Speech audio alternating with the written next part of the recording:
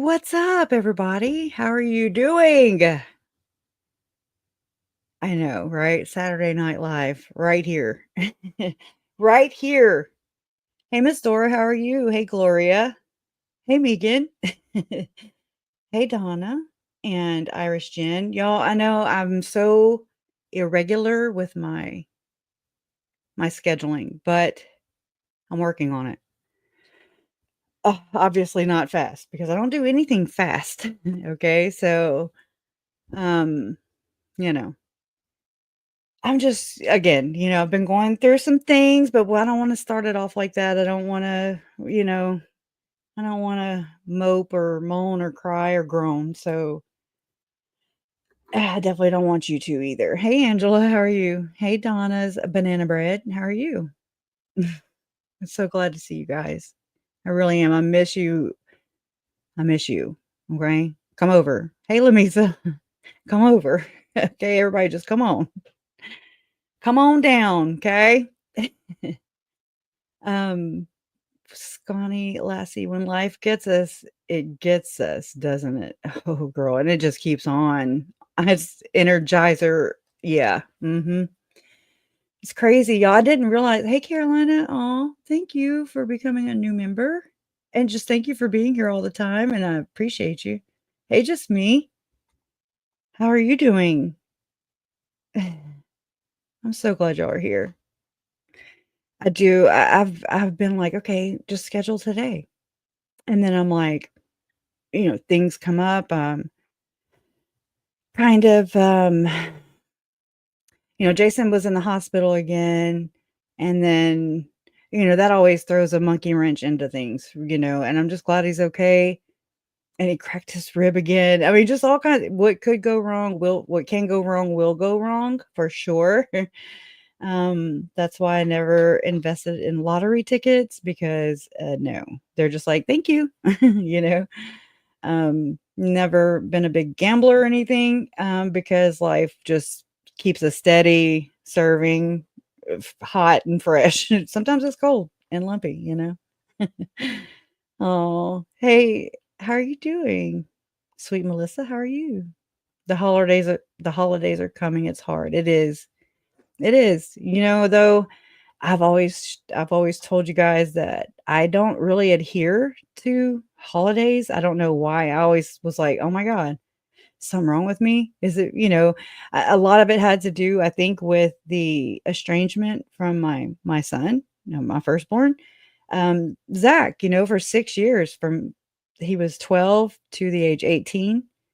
That was so hard, to mourn somebody who was alive, you know? That's really hard, and I'm not you know, um, I look back and think of all the things I could have, gone about that differently, but here we are, we're on this side of it, and we've been reunited, and, it takes so much away from that mother-child bond, It's really difficult to, um and I remember telling this to my mama, and it just reminded me, that I would just cry to her and just be like, "Mama, I miss Zach," and then I had to be like a mom for my daughter, and it was just I didn't have it, and so, it's just like so much shortchanging happens. Everybody gets shorted, because I was only running on, like, half mass, I was just like, it was hard, so but, my mama told me, she at that time, she had buried 2 of her sons. She had 5 boys, and she always had a way of doing this for me or with me or just I don't know, just kinda making me catch my snap. I appreciate her, I miss her like crazy, you know? But, she was like, "Well, at least yours is alive," and I'm just like, "Well, you got a point, right?"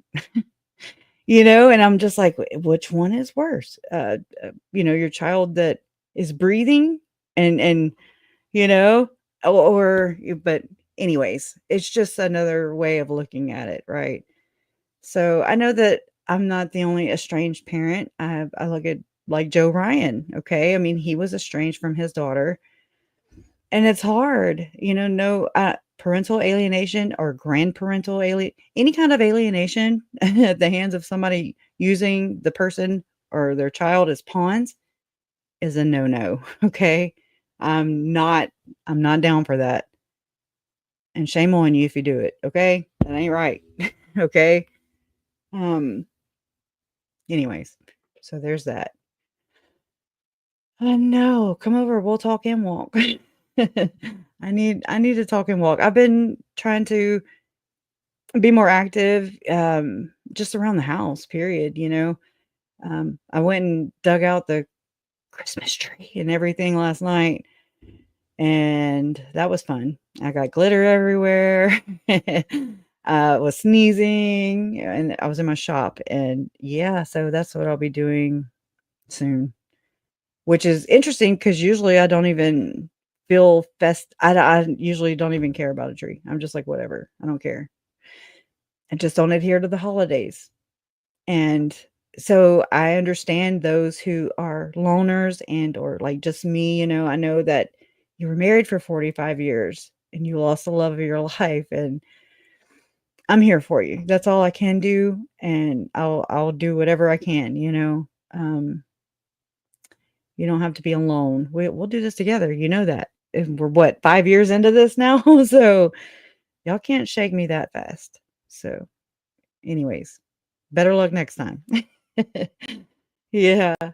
Hey, Lamisa, my God, even though we will ever know him, I think about Joe Ryan's experience so much. Yeah. I mean, it just a bitter pill, you know? Um, yeah. So I just I've connected with a few people, especially my dear friend from Arizona, Suze. You know, some people go through when they're grandparents and they have a Lucy Lou like Lori and they like to use their children as pawns and then it just hurts the kids. You know what I mean? It hurts the kids and your children are not your property. Is you know what you're legally responsible for them.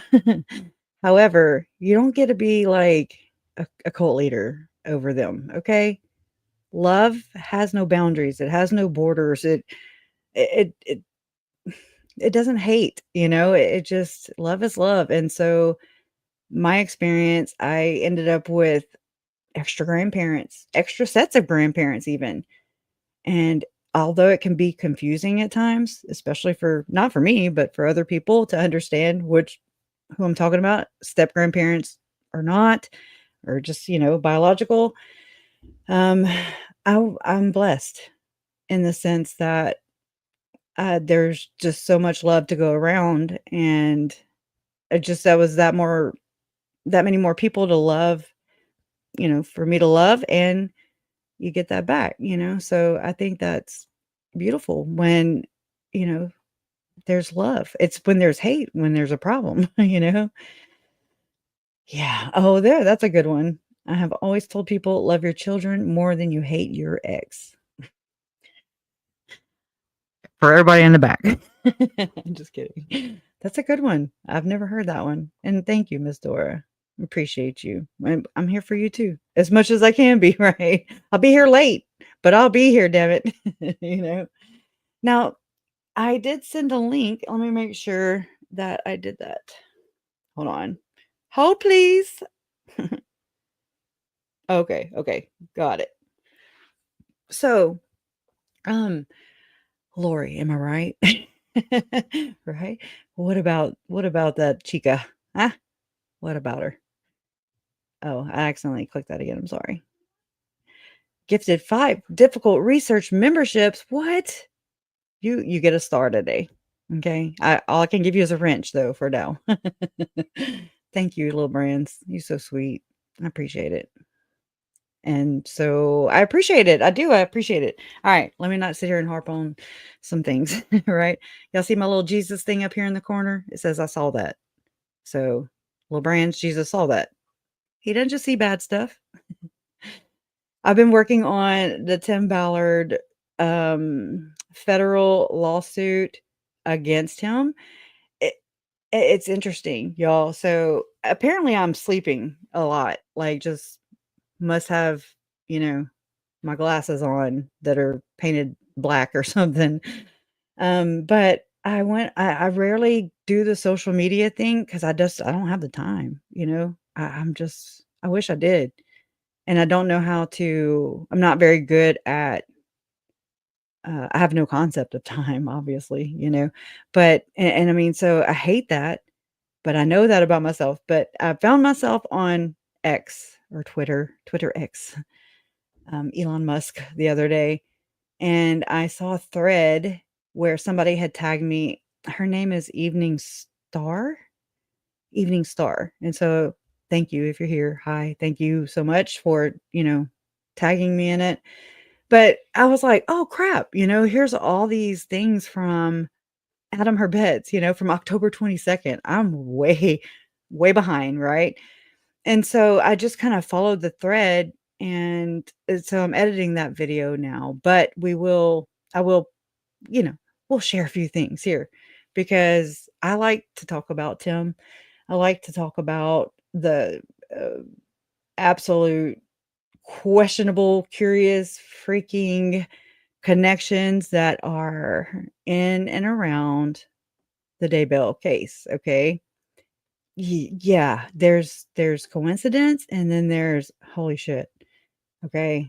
Th Really? I mean, how many times it's hypothetical, okay? It's a rhetorical question.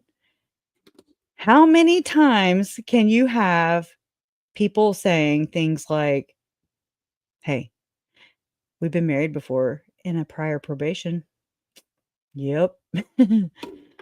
You're a goddess. I'm just saying things like that. So you have 2 separate cases, right? You have Lori and Chad over here. Then you have Tim Bullard, or as, another Twitter user has, Yoder, Tim Bullard. Yoder, Joder, because it means Fuck. Anyways, I know, it's a tattoo he had above his groin, when he was in his little underoos, not his Jesus jammies, but, you know.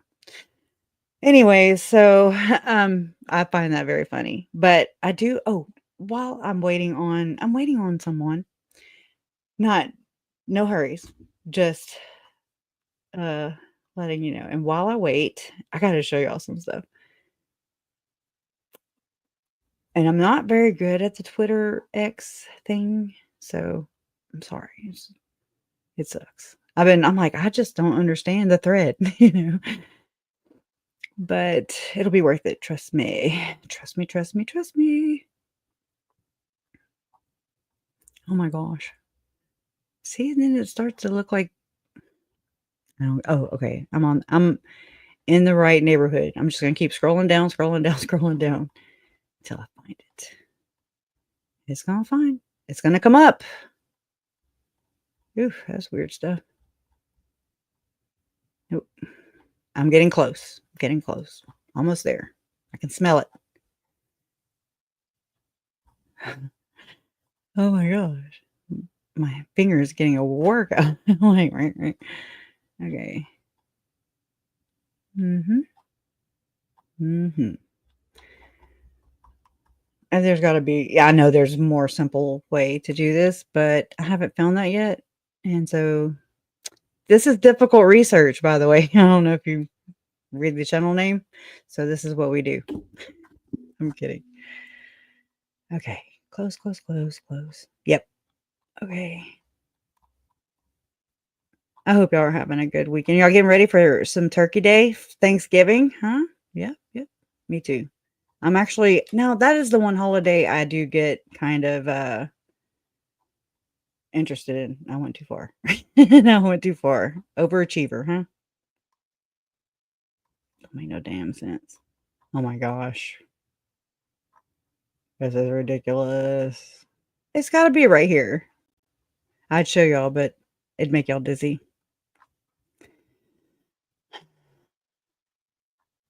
I'm about to just type his name in. This is way too far. Way too far. No. Okay, I'm gonna try. And so it's pray should have done this a long time ago.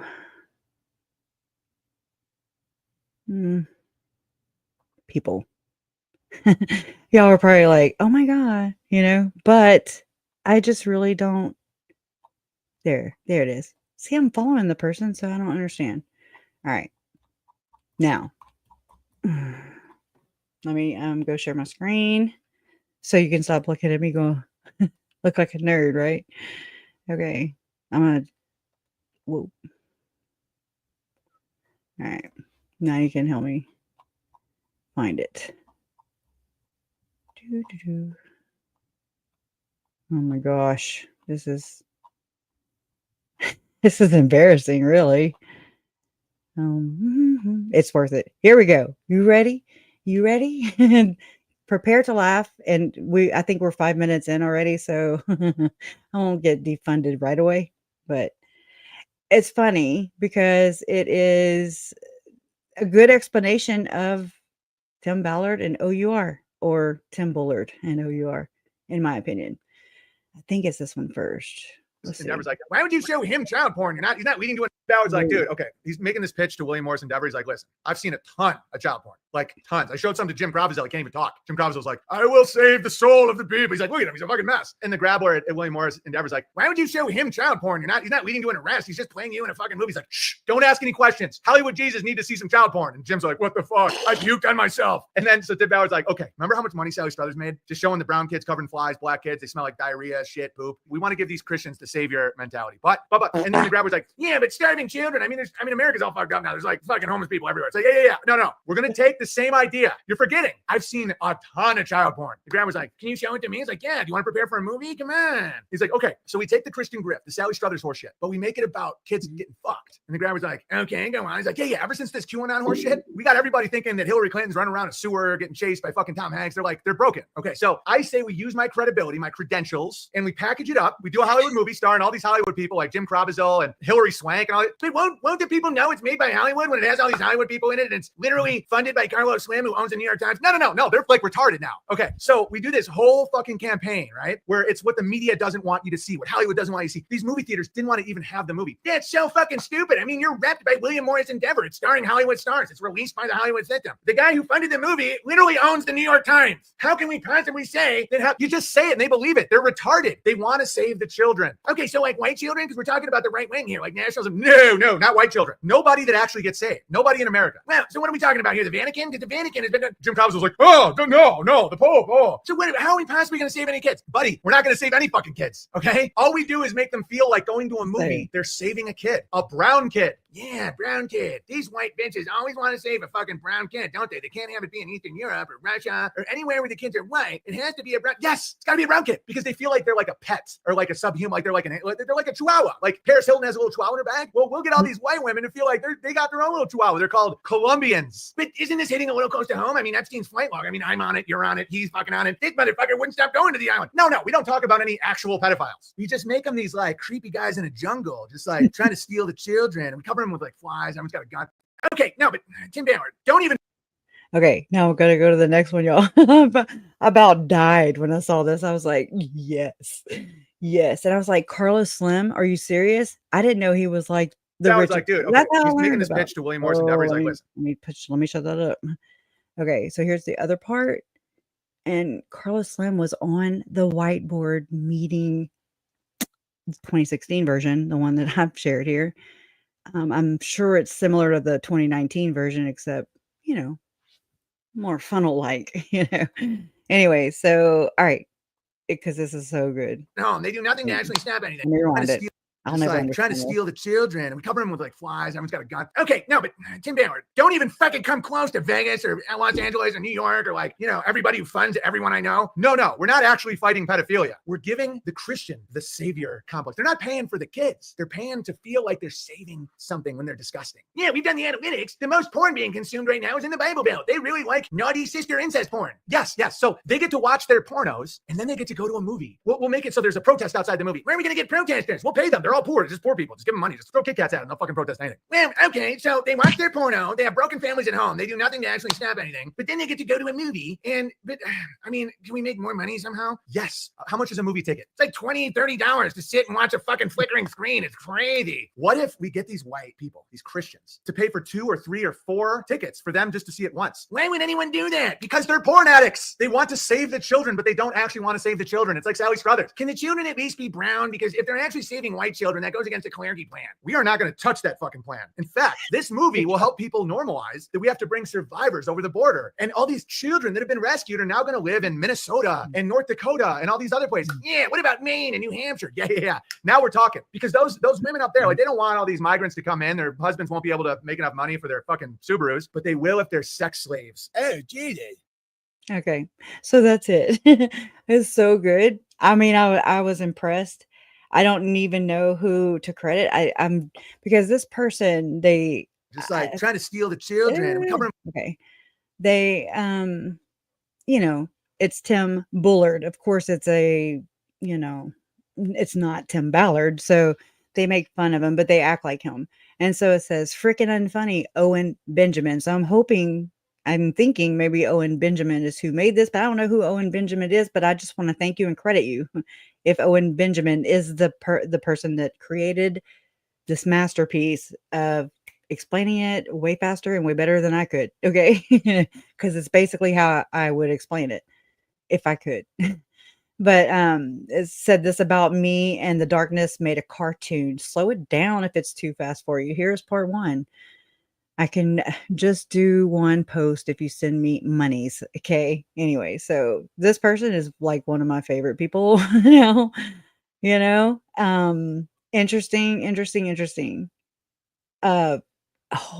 Yeah. I'm just trying to figure out how I'm gonna do this in my mind. Not like Lori, not like her in her mind's eye. You know how she does. Anyways, did y'all think it was funny? I think it is. But so I might be alone. But Jason laughed too, and he doesn't normally laugh at things. Okay, so I am going to show you guys something too, and only because I think that it is very telling, but kind of, I don't know if I'm gonna use the right words here. I usually don't. So it's no fault of anybody else's. It's just on me, and I'm sorry, it's not intentional. But the other day, I was watching Court TV, and let me go grab it right here. It's Doomsday Cult Mom, Motives for Murder. Oh, am I even sharing my screen? Okay, yeah, I am. Motives for murder. Oh, I need to stop saying murder, Oh. There. Hey. Oh, hey. You're so little. Hi there. I'm gonna have to mute my mic because I'm not gonna talk over Megan today. Oh, God. I'm not. How are you doing, beautiful? I'm doing okay. It's been a crazy week, but it's good. Amen. How are you? Amen. Okay, I'm here. So that's a plus. So that's half the battle. Yeah. I'm still kind of like adjusting to this new space. I'm out of my closet. Oh yeah, look at you. You don't have your little I'm out of my closet. Oh my God. Girl. Wow. Hey, I really have thought about doing that in my pantry at one point in time. So I mean, I was like, yeah, that's all I need is just this little space, You need a small space. And I did it that way originally because I was recording my audiobook and I really wanted to have like a very soundproofy kind of space. But the more that I did stuff in there, I was like, oh, I feel claustrophobic. I just had to get out. So I'm working on it. It's a work in progress. I need better equipment and I need soundproofing little shells and whatever, but I feel better out here. Yeah, YouTuber. I'm like, I'm not a damn YouTuber. I'm just here. Well, you are though. Am I? They make us like brand, it or not, right? Yep. I'm like, well, how do you do that? How do you brand murder? I mean, red brown. I hate Yeah. the censorship though. Can I y'all do work on that, too. Google Daddy? Can you? Yeah, I mean, it's difficult. I think, well, I don't know, maybe you and I should like go through the monetization settings at one point because there is that setting that says that you're going to talk about sensitive subjects, but not in an explicit or dismissive way, right? Right. So, Oh, really? yeah. I did not know that. Or if I did, I probably checked it and was like, okay, without knowing. Sorry, my light is unreliable, so I don't know. Yeah, it's okay. I'm just gonna That unplug it. we don't like you now. You have an unreliable light. We'll just have She less. just went dark. No, we'll just have less. It's actually better this way because now my appearance is vaguely. It's evening. It's not as yeah, it's evening. It's not as bright and shiny. You can't see all my wrinkles. Right. Like, oh, I don't Hi, even talk about Lamisa. it. Yeah. Yeah. Don't say It red rum and no swear words. yeah, Did you see the little clip I just played? Because there was nothing but the cuss words that in was that. wild. That was Love one it. of the most unhinged things I've ever seen. It was accurate. And I It don't was know if you know, accurate. Kresha, that I actually have a connection to Tim Ballard and Oh, you better OUR. cut it. You better go chop that thing off right now. No, it's been a Are long you a time. past life But wife? okay, so I don't know how much you know about my backstory, but I was the Oh, victim of sex trafficking as a child. mhm. And I do know that. when I started to talk about my experiences, I Mhm. decided to start an anti-trafficking club at the high school that I was teaching at. Mhm. Um, and it was interesting. Like I came across OUR when I was still like very much in the church before I had really gone through therapy You're cleansing. to go, yeah, to like to really address all of the SA that I had been through. Mhm. So I wasn't totally healed yet when I did this, but I wanted to start talking about my experiences in a way that would help other survivors. And so I was like, I want to find an organization that I can partner with that is helping survivors. And because I was a true believing member of the church, when I came across OUR, it was like, oh, look, here is another TBM that is Yeah, out there saving the children. And I right? was like, wow, they're based in Utah. And wow, they have Yay. all these connections to the LDS church, right? Yeah. So I reached out to one of their program sponsors, and she was super, super nice. Mhm. I talked with her extensively, and she seemed really legit. And she sold the package of OUR very, very well. Like we are helping children in all the countries, and we're fighting trafficking, blah blah blah. And so I was like, cool. How can I help? She's like, well, Mhm. you're a teacher. You could start an anti trafficking club at your school and educate people about how to spot trafficking. And this is one of those things that unique to South Texas, right? We're very close to the border. There is a lot Yeah, of trafficking that happens in this area. And it's not just SA trafficking, it's also labor trafficking. that's a And big deal. labor trafficking is actually a much bigger problem Mhm. than SA trafficking, right? Yeah. And so I wanted to try to help people recognize the signs of someone who's being trafficked and help people because there have been numerous occasions where there have been groups that move through San Antonio who are being trafficked Mhm. and exploited and everything. So I wanted to help my students understand um, the signs of trafficking and how you can help. So I Mhm. started that group at my school and we met every other week. And I started a little fundraiser. And, you know, I wanted to support the efforts of OUR because I believed what the lady told me Mhm. that Well, they were yeah, actually helping children. right. And I didn't really research it in advance, which is something that now I am very passionate about doing. Yeah, I You mean, know, it's like I just at the time I was in a shouldn't place have where to. Well, at the Yeah, time I mean, really. I was in a place where I still basically believed what everyone told me, and Mhm, especially if they were affiliated with the church. I was like, "Oh, mhm. obviously you're I can affiliated with trust the church. You're obviously a good person. You're yeah. not gonna lie to me about anything." And so, anyway, I did that for a few months, and then I Mhm. was talking with I wanna keep some anonymity here, but I was talking with a person that lives in the area where OUR has their main offices. Oh, okay. And they also, interesting fact, have a CrossFit gym. I don't know if you've looked into this part of it. Yeah, well, I'm like, "Well, how in the hell is OUR Rescue going to move if their name's on the gym?" And I'm like, Okay. "How this intertwined somewhere?" So, Okay, so yes. this is a really weird thing. I don't know how much you or your listeners know about CrossFit, but CrossFit is a cult. It's on the spectrum of cults, right? It's not necessarily an unhealthy cult, but there is a mentality about it that is like CrossFit is the best kind of workout, it's the hardest kind of workout, and there Alpha. is sort of like there's a group think about CrossFit, Mhm. okay? The CrossFit gym that I belong to is very much not about that. It's very accepting of people with from all walks of life with all different body types and whatever. But most CrossFit, what they call them boxes. They don't call them gyms. It's a box, like your Mm, local box.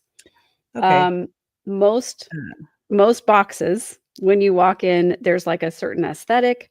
There's a certain type of mm, person that is music? accepted there.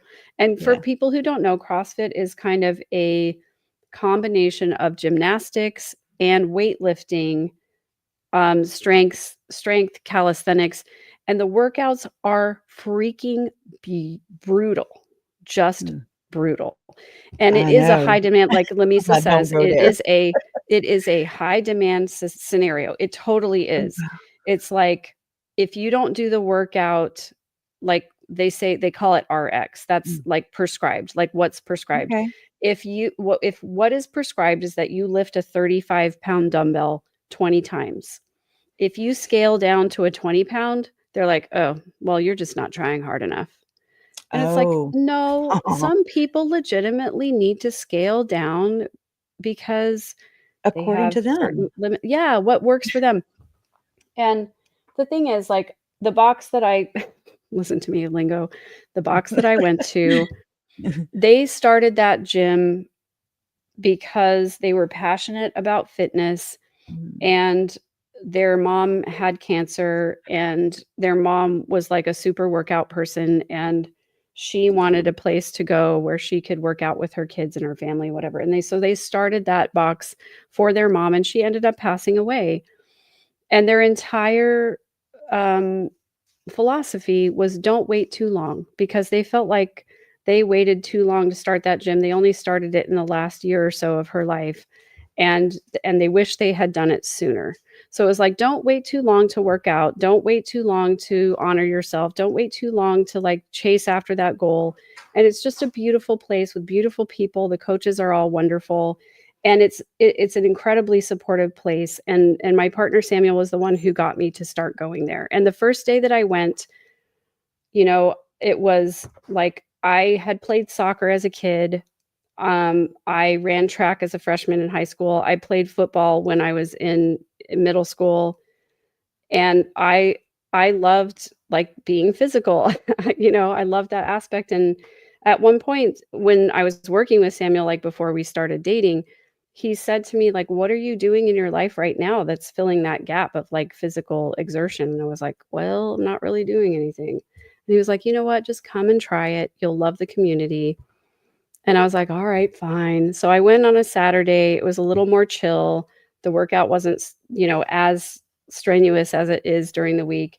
And it was just like people came and sat and talked while they stretched for a half hour before the workout. And then the workout's going on, and everybody's encouraging each other, cheering each other on. And I remember like I of course had to scale the workout down because it was my first time being there, right? But I just remember like the the person who was the last one to finish the work, like she wasn't done yet and everybody else was already done, everybody circled around her in a group and cheered for her and called her by name and said, "All right, just one more. You got this. You can do this. You're almost there. You're almost done." And I was almost crying because I was like, look at everybody in the gym supporting the last person finishing their workout. Like, she's not the most athletic. She's not the most limber. And everybody wants her to win and succeed and finish. And I went home and I just cried. I was like, this is what I want. These are my people. Like, this is my tribe. So there are a lot of CrossFit boxes that are not healthy because they are super focused on, like, you have to do everything perfectly. You have to do everything like as it's prescribed. You can't scale down. You can't miss a rep. You can't, but my box was very much about like, wherever you are, it's okay.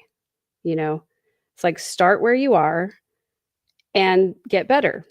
And that's all, But so long story, sorry. I was visiting my sister who lives in Utah, and I didn't want to not work out for the whole week that I was there because I was super gung-ho into it. And so my gym looked up all of the CrossFit boxes that were in that area, and they were like, "Oh, there's a box called OUR. It's affiliated with this child rescue place. Like, you should totally check it out." And I was like, I totally know who they are because I've had this club at my school for the last 6 months that we've been doing these things. So I was talking with my sister before I went and told her, I was like, "Hey, while I'm there, I can work out at this box. I'm super excited. Like, this CrossFit place, like, have you seen it? Have you checked it out?" And she was like, well, I've never been there, but the dude who runs it has a super bad reputation in the area of just kind of being a grifter. And if I were you, I would stay away from that place and I would not get involved with them." And I was like, what? That's so disappointing. Like, I was really sad about it. So I started doing some digging, and I found out that there were some not so nice allegations against him. Like, this was way back 2020? no, this was like 2016, Before that. 2015 even. Oh, Way before wow. that. Yeah. Oh, yeah. He hadn't even, Um, like, gotten all the he hadn't, grifted all the, sayings, like, right. God's This children was aren't for sale, and right. This was before a lot of the, really harmful allegations came out. But what I Mhm. found online were some people making comments about the organization and about him that seemed like he was trying to take money for stuff he wasn't actually doing. And it was very subtle. It was Mhm. random comments here and there, but it was enough that I went, do I Mm. want to go in person to a place like that? And I Right. started questioning it. The more I looked into the origin story of OUR, I was like, this Mhm. doesn't seem right to me. And I actually had to go back to the administrators at my school and say, "I'm disbanding this organization and I'm sorry, but it turns out they're maybe not the best organization. It turns out Right. maybe the money isn't really going to what they say it is, and I'm really sorry. I just," and so I had to like go tail between my legs and apologize to the parents and the students and the administrators and everybody Mhm. and just say, like, "I don't think this is what I think it is, and I just want to stop it now before Yeah. something else comes out that's bad." So that's my connection I'm to glad. OUR. I'm glad. I'm so glad to Yeah, hear that. and then to find all these things out Not that that part, but the latter part, right, I'm sorry. I'm right. like, "Wait, wait." So Sorry. if you go back and you dig on my Instagram channel, some of the very first videos that I posted were about Tim Ballard and OUR, and let's start with the name, how problematic it Interesting. is I for amen. I'm like, "Dude, that is it is so offensive." and I didn't even think It about is. it at the time. I was like, I "Okay, know. Operation Underground Railroad," I love that. Like, I love that there were people rising up in their time to take their power back. There was a little Yeah. something that was like, "It's not quite right." But it wasn't until Mhm. I went through all my therapy, all my deconstruction that I was like, Oh my God, Oh this is white man. people once again co-opting something that doesn't belong to them to try and raise money. With the Attorney General of all people, The and the Attorney General of apostle, and Utah. the president of the Quorum of the 12 Apostles, Yep. who's related to, the founders of the freaking church. So it's Mhm. like, And then also, okay. like, Tim Ballard with the picture that he has of him sitting at the right hand of Trump on Mhm. the committee against trafficking, which I'm glad Yeah, there is such a it committee. I'm bothers super me. glad that Trump has that he's, like, digging into that. I'm super glad about that. Is he? But to But have did he do his research? Tim Ballard be the one that is informing him when there are so many other organizations that are doing so much more right here at home, Yeah. and OUR is only focused on foreign operations. We Themselves, in my we opinion. have people, like, right here at our own borders and in their own, like, okay, and here's the other thing, I just wanna always say this. I have done the research because I was a victim of this as a child, okay? It's Most good. people think now, because of OUR, most people think of trafficking as a child being kidnapped from their home and sold into slavery in some foreign country. Why? And Why, also because Megan? of the movie Taken as well. Like, it's Did you because know that of that was inspired too from a guy, I saw it on Lynn Packer's channel. I go back and revisit Lynn Packer's channel all the time, yeah, and I'm like, "Oh my god," it's like my brain wasn't capable of absorbing whatever at that yeah, time, and so it allows me to absorb something, something Leslie, I wanna say his name was. He's basically the Tim Ballard of that time. yeah. So, it's And I very love Lynn interesting. Packer. He does great research. Yeah. I love him. And also you're right that the reason why Taken, like, that was Mhm. influenced by them as well. It's So, propaganda. it's propaganda. That's not correct because, okay, and this is what's crazy. Even though I have firsthand experience of this, people will come on my channel and tell me that I don't know what I was talking about. People will come on my channel and Right. say, literally, one of the first negative comments that I got was, "You're a nut. You were not trafficked." I'm so sorry. I'm like, "Okay, well, let's look at the definition. If money changes hands, it's trafficking, and Yeah. money changed hands, right?" So this is I what I want people to mm, understand.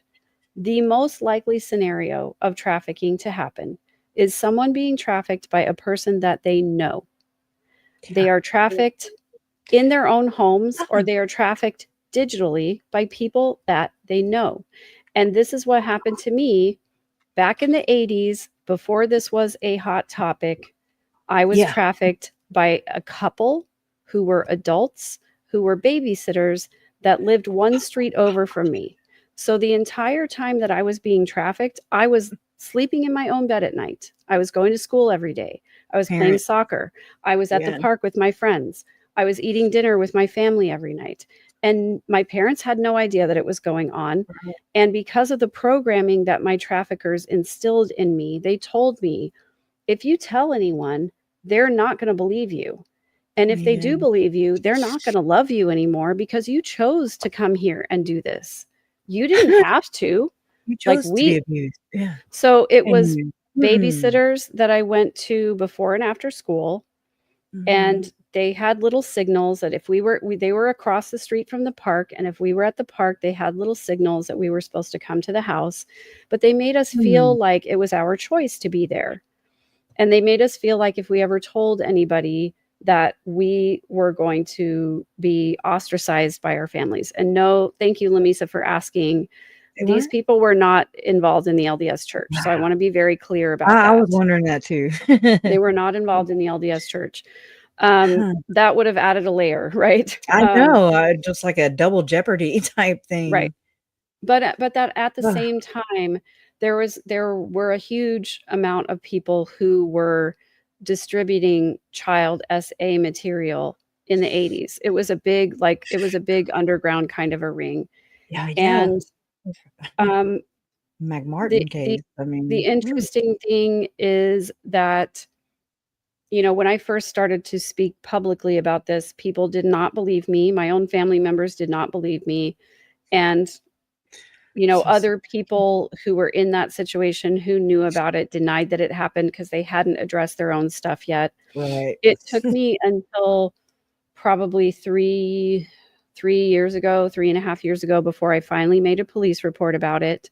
But due to the fact that nobody else would come forward or was willing to talk about it, and the person that they confronted about, like one of the adults had deceased, had passed away, and the other one, of course, is going to deny everything. And so there's literally no way to hold these people accountable. And to get up the courage to finally talk to the police, and then to have the police say to me, "Why did you wait so long? Why did it take you so long?" And Girl, they got the TVPRA right now. That's how this is happening. So yeah. And we're when all they behind you. asked me about it, when they did ask me that question, I just kind of said, well, like, it just took me a long time to get over it, where I could talk about it without losing my crap, But when I thought about it afterwards, I was like, no, it took me 40 years to believe that I deserved to say something out loud. It took Yeah, me 40 years to work it love up. myself enough to believe that it wasn't my fault. It And the took me courage 40 and years to things. Yeah. speak up against adults who should have cared for me Oh my and God. instead victimized me. So that's the Man. reason why I have beef with OUR, is because they're not actually helping survivors. They're not actually using that money to do anything that really makes a difference. And people who Traffickers are care trafficked. people who care about the cause of helping child SA and child trafficking victims give money to that organization thinking that they're doing some good, when actually they could be giving money to the Polaris Project or other places that are actually helping victims. Women's And do you shelter. I mean, just your and I local homeless you've probably people. and you've probably called this out before, but I know that Tom Harrison was one of the people who is working in aftercare for OUR, and Tom Harrison is the one who wrote Visions of Glory, who put those ideas into Chad and Lori's head about unaliving their own children. So Yeah. anyway, it is something I'm equally as passionate about. I haven't talked as much about it on my channel as I probably should have, but I believe you're doing an excellent job. And also, I don't know if you know about Nuance Ho's channel, but she has one of Tim Ballard's former colleagues who is a whistleblower who is speaking out against it, and they do an excellent job. So I feel like I don't want to insert myself into that space when there's already great work being done about it. Yeah. But I think that another voice would not hurt. There's That's so true. many people that are still warped by just you left the church, so you kind of understand the mindset here. So I think that, in my opinion, another voice, it helps because Yeah. we can kind of bounce off each other, and it's like a tackling. It's like there's strength in numbers, Yeah. always. Okay. You're right. I probably should talk And about it more. so you're more than welcome, and I Yeah. mean, share your story, because it needs, just the correct way of identifying these flags, these signs, these indicators.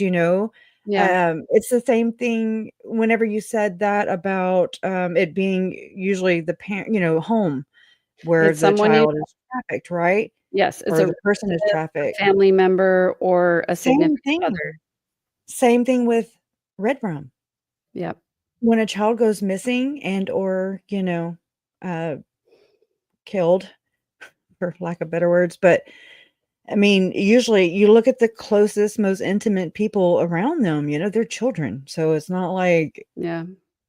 I mean, mine get around a lot for Okay, not having a so license, but so Donna anyway. Donald says Nuance Ho asked for more voices on Tim. I did direct message her. I know she probably gets a million bazillion messages, but I would love to talk with her if anybody has like a more direct connection with her. Ryan emailed me. He has my number. He texted me and Oh, we missed each other, and then yeah.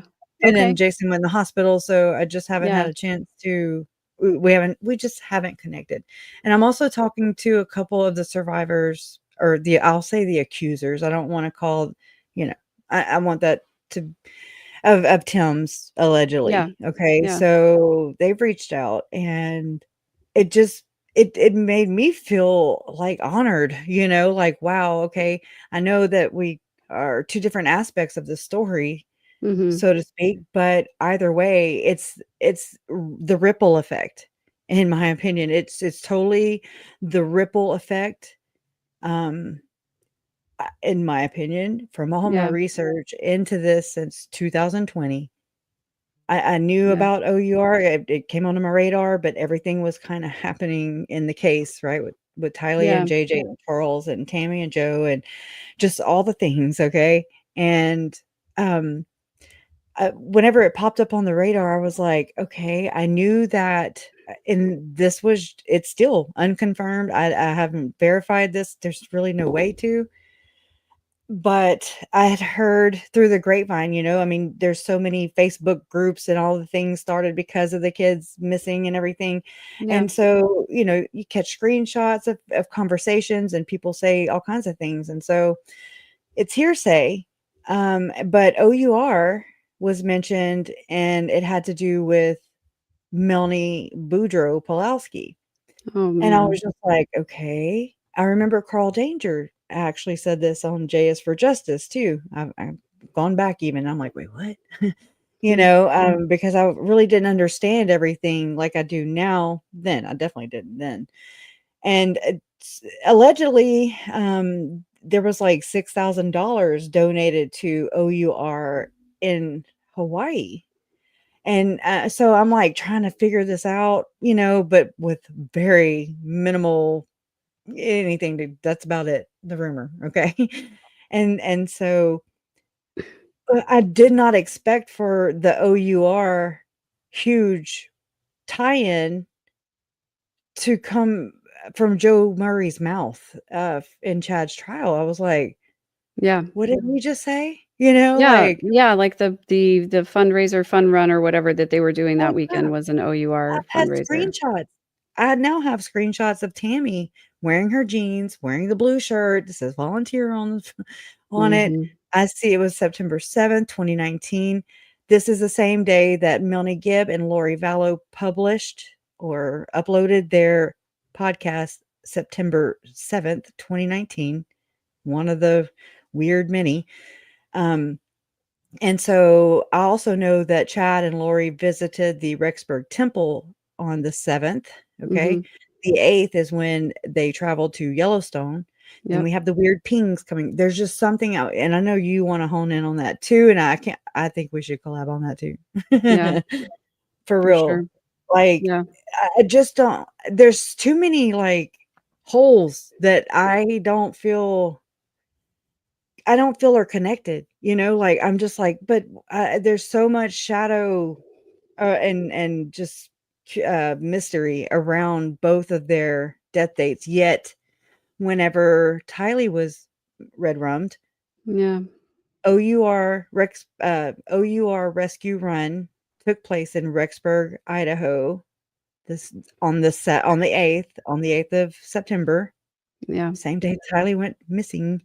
Then in the weekend that JJ, took his last breath, I'll just say, um, the Firm Foundation, the Firm Expo was in town.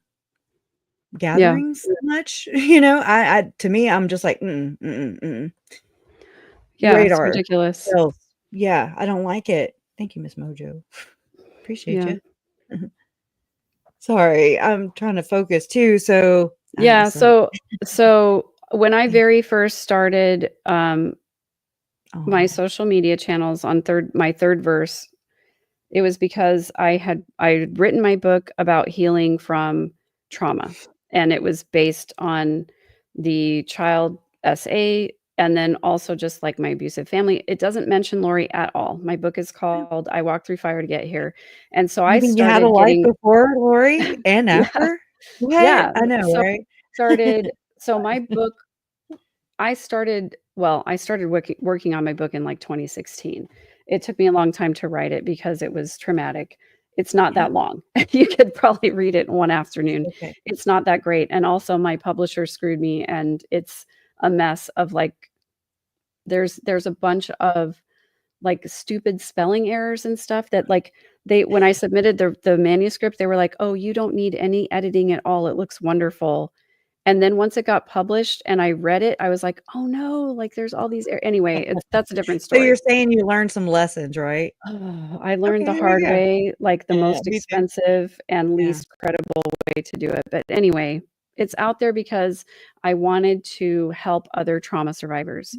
And so when I started my social media channels, it was about that. Like everything that I posted was about learning how to identify abusive people and predators and things like that.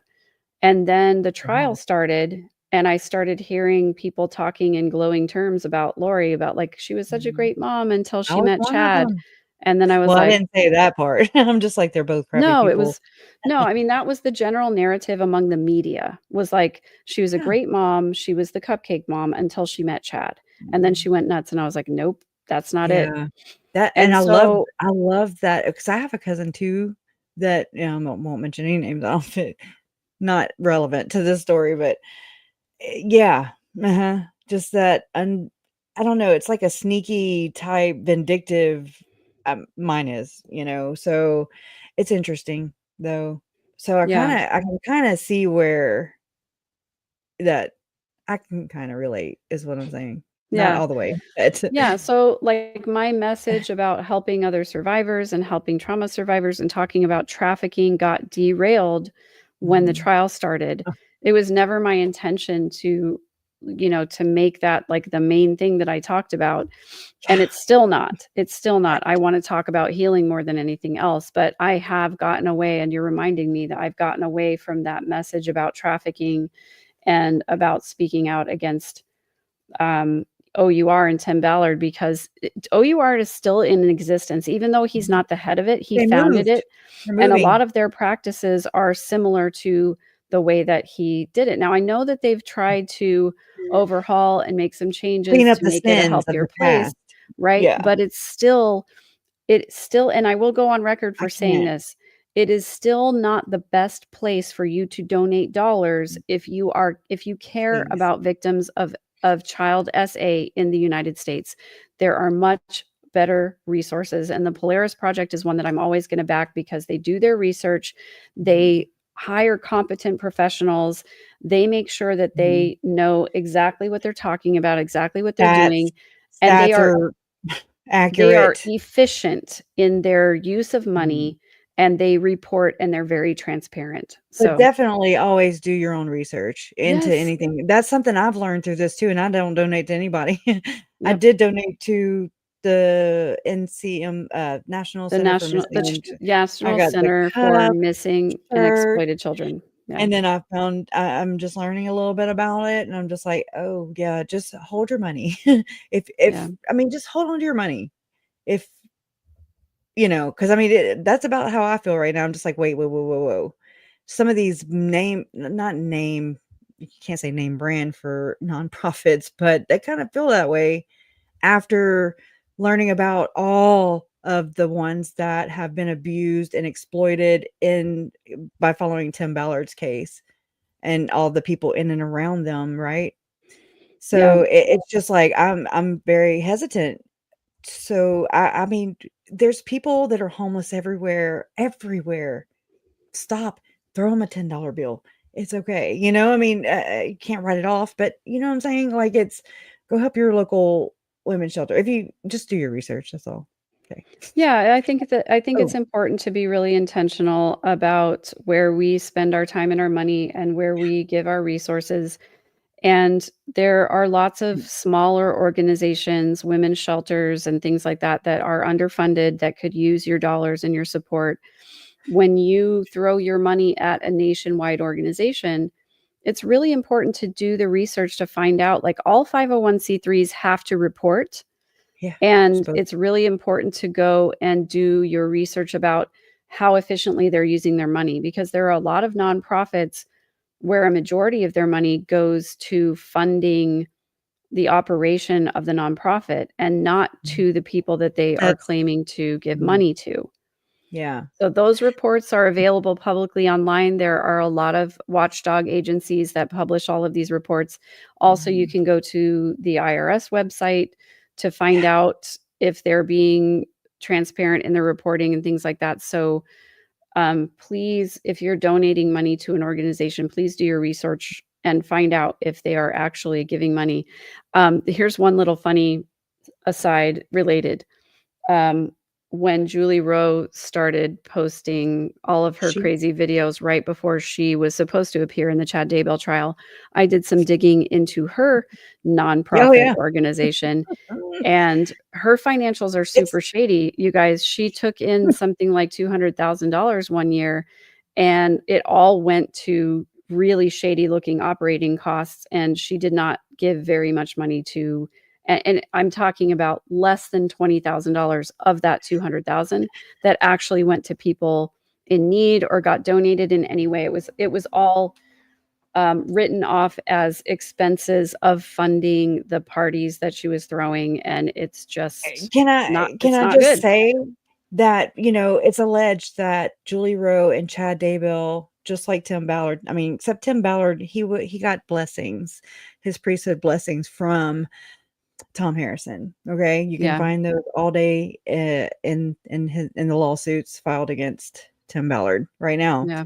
where basically anointing him and telling him that he's going to be the future president of the United States, telling him that he's yep, going to be a future prophet of the LDS Church.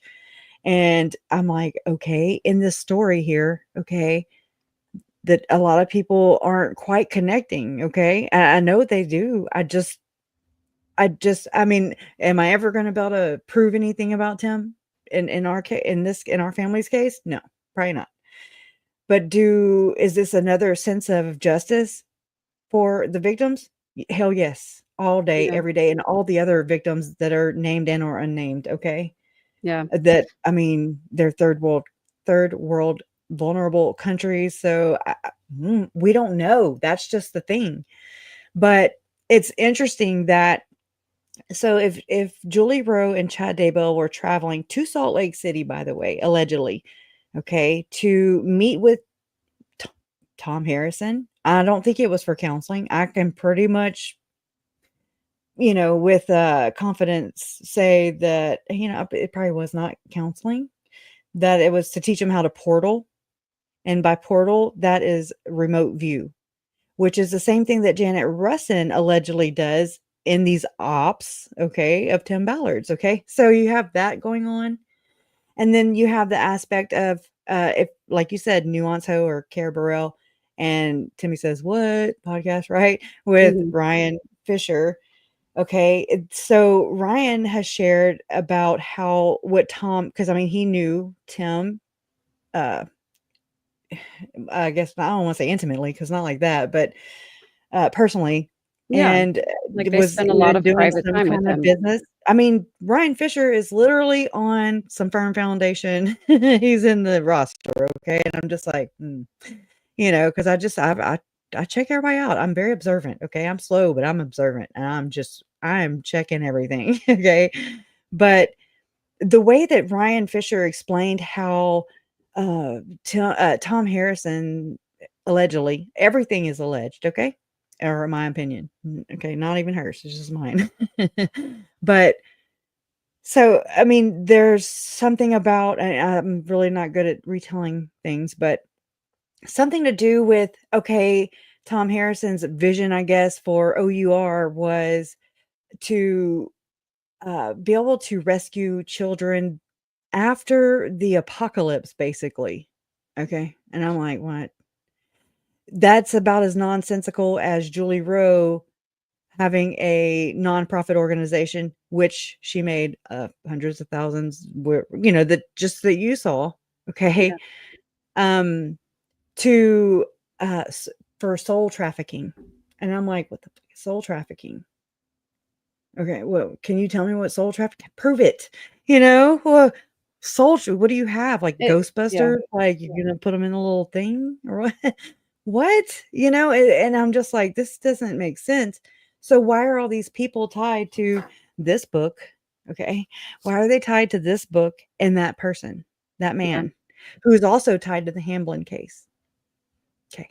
So, I mean, I'm just Yeah. like, got a whole lot of Sataning going on, Satanist-ish stuff and trafficking and R wording and Mhm. just all kinds of really bad stuff, bad bad decisions. And, Yeah. I just to me, I'm just like, okay, it's just in my opinion, I know that to me, the way the church presents itself, it's always about the image. I get the same thing from, people, involved in this case, in and around it. It's all about image, Yeah. and Lori obviously presented the face, or I didn't spend a lot of time with her, but the time that I did, she definitely wasn't like crazy, except Yeah. my crazy boyfriend at the time, and back in 2012 or 13, they came in for our Vallow Christmas, New Year's thing, and we had a bonfire, which is crazy, right?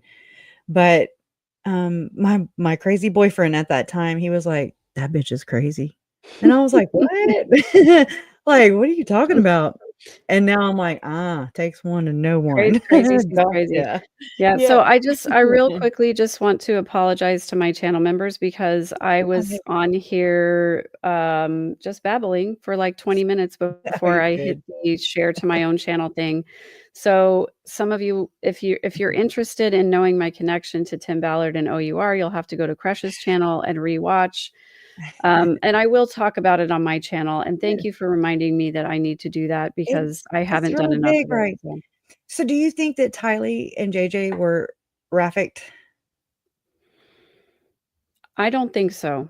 And the only Okay. reason that I say that is because I think Lori was so focused on her little mission that I think that Tylee What and about JJ were just an obstacle to her and Chad being together, and I don't think really? that there was any other nefarious thing going on. Now, that being said, there are some people who have hinted that in the Idaho area, with all of the different cults that are around there, the little small fringe groups of people that are anywhere from 5 to 50 A people, quorum. right? People have insinuated that there are fingerprints, quote unquote, fingerprints of SRA involved in their unalivings. Oh, yeah. I have not dug into that. Oh, girl, I have. That's all Um, I do. That's all I there's a lot, do. yeah, there's a lot of, conspiracy and things like that that I wanna Woo. know more, and I wanna learn more about that from you, so you and I should Oh, talk girl. offline about that before we talk too much in public about it, but I do want to understand all of the circumstances and all the Crazy. people involved, and that's why I keep engaging with this because I wanna know the Mm, truth. I wanna know the yeah. truth of what happened, and I think it's not out there yet. Yeah, it's definitely not, and that's because and we will talk and I mean, clear your schedule for the next damn 2 weeks, okay, then. Yeah, Because no, I'm kidding, but yeah, I see it in the Sean Diddy Combs case. yeah, I mean, that's the whole purpose of that was for me to understand more about that so I could, get better insight into what it's supposed to look like versus what Utah is presenting me with Tim mhm, Ballard and yep, friends. Okay, because yeah, there is the whiteboard meeting that was Lynn Packer has been reporting on that for years yeah, about the 2019 whiteboard meeting. I call it the whiteboard prophecy because it's fitting. It's yeah, fitting because of the white horse prophecy, okay, in Mormonism. They're like, yeah, "No, no, no, that's a conspiracy. That doesn't exist anymore. We disavowed it too." They disavow a lot of things when it's convenient, in my opinion. Sorry, not yeah, sorry. yeah, Um, it's just really sad, because it discredits a lot of things that are really going on. yeah, Anyways, I don't know. But it's, fascinating as well, but I'll tell you right now, Mian, I don't have to do near the mental gymnastics it takes to rationalize it legally and da da da, when I just trust my gut, everything's just like, "Oh, oh, okay, well, that makes sense." And I'm just like, yeah, "Done." It's just like, yeah. "Okay."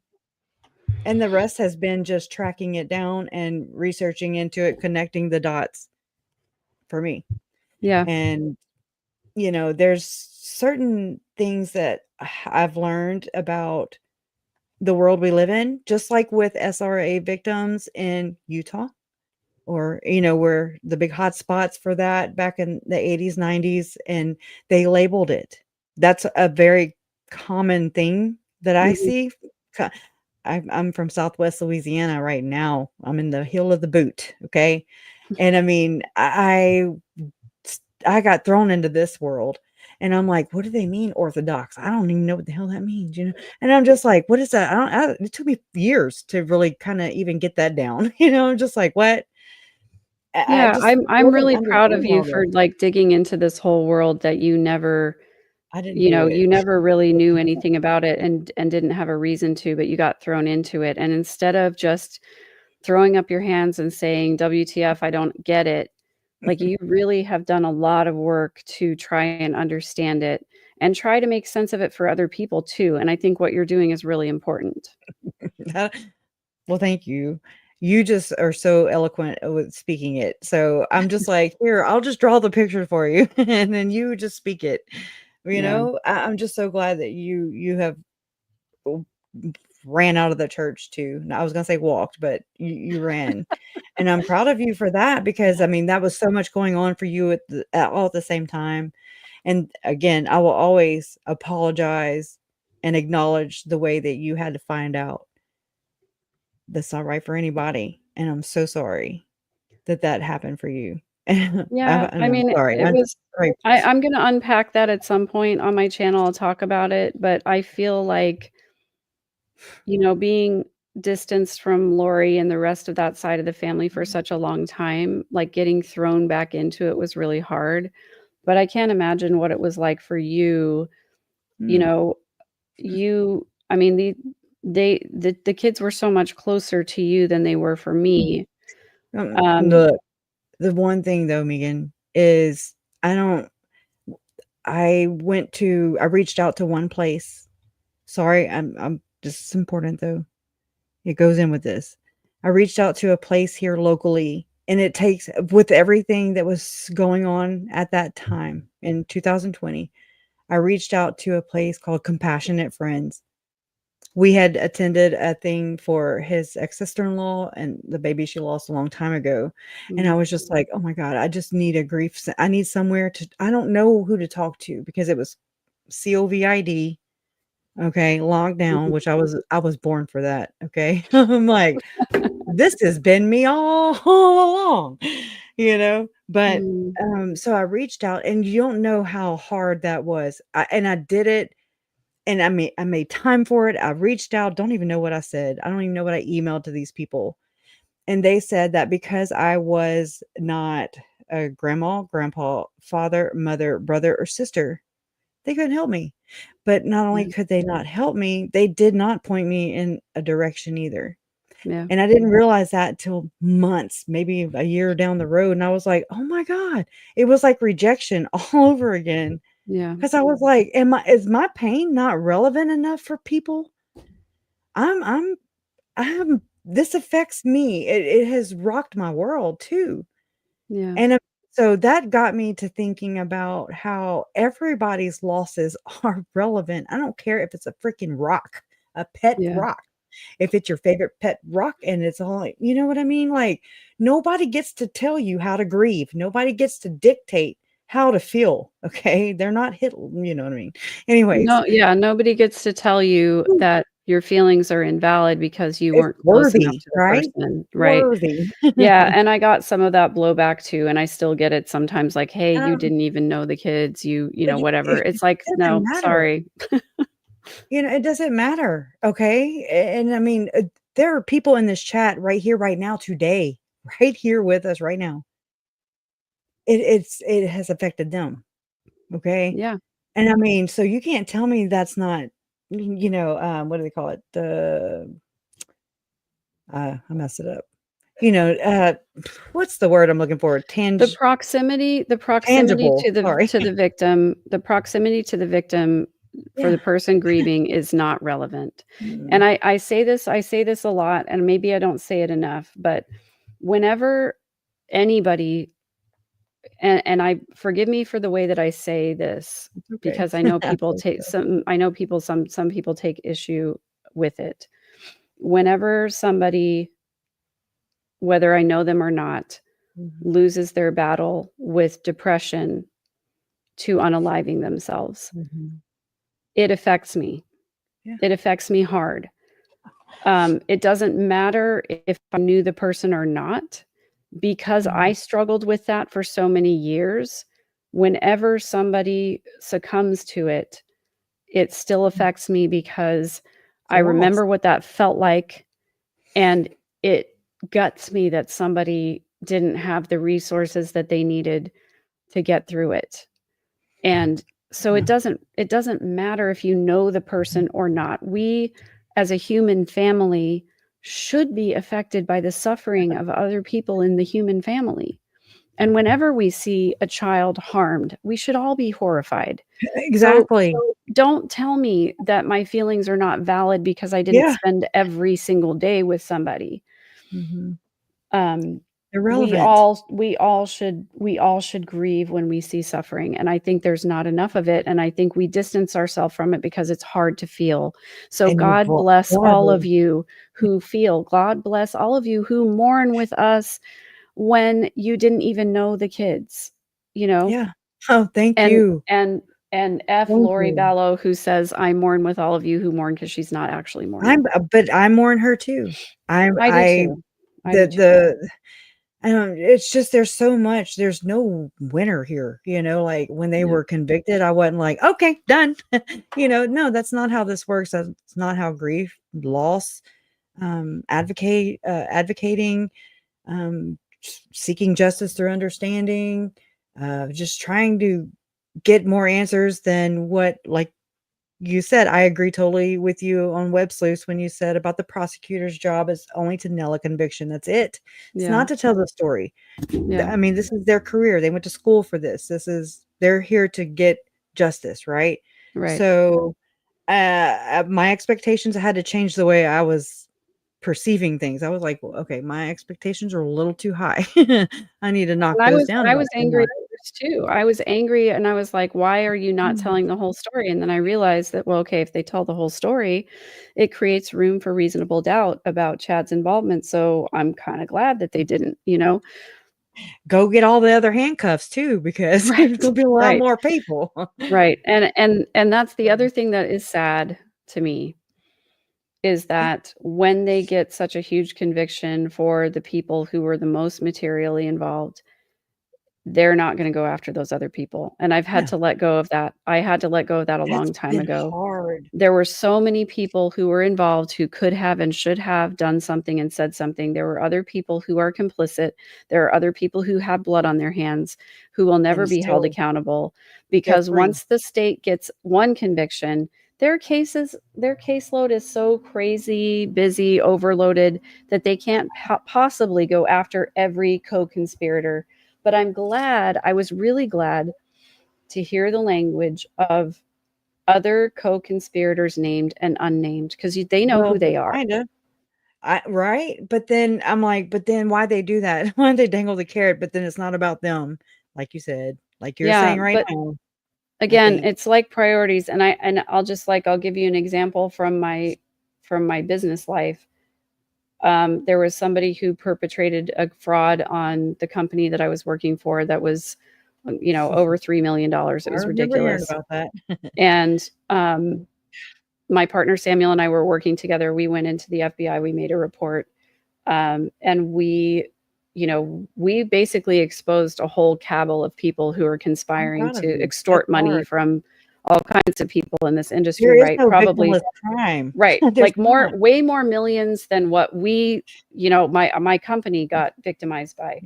And the the FBI agents were very interested in pursuing justice in this case. They believed that they could get a conviction, but what they told us is that they had to present all of the evidence to the US Attorney's office, and the US Attorney had to be the one to Mhm. sign off.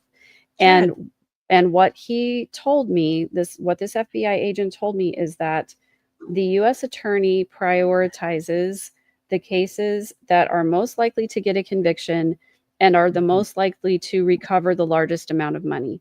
Yeah. And if it doesn't fall into those two categories, your case gets deprioritized. And sure enough, we found out a couple weeks later, they presented the case to the U.S. attorney.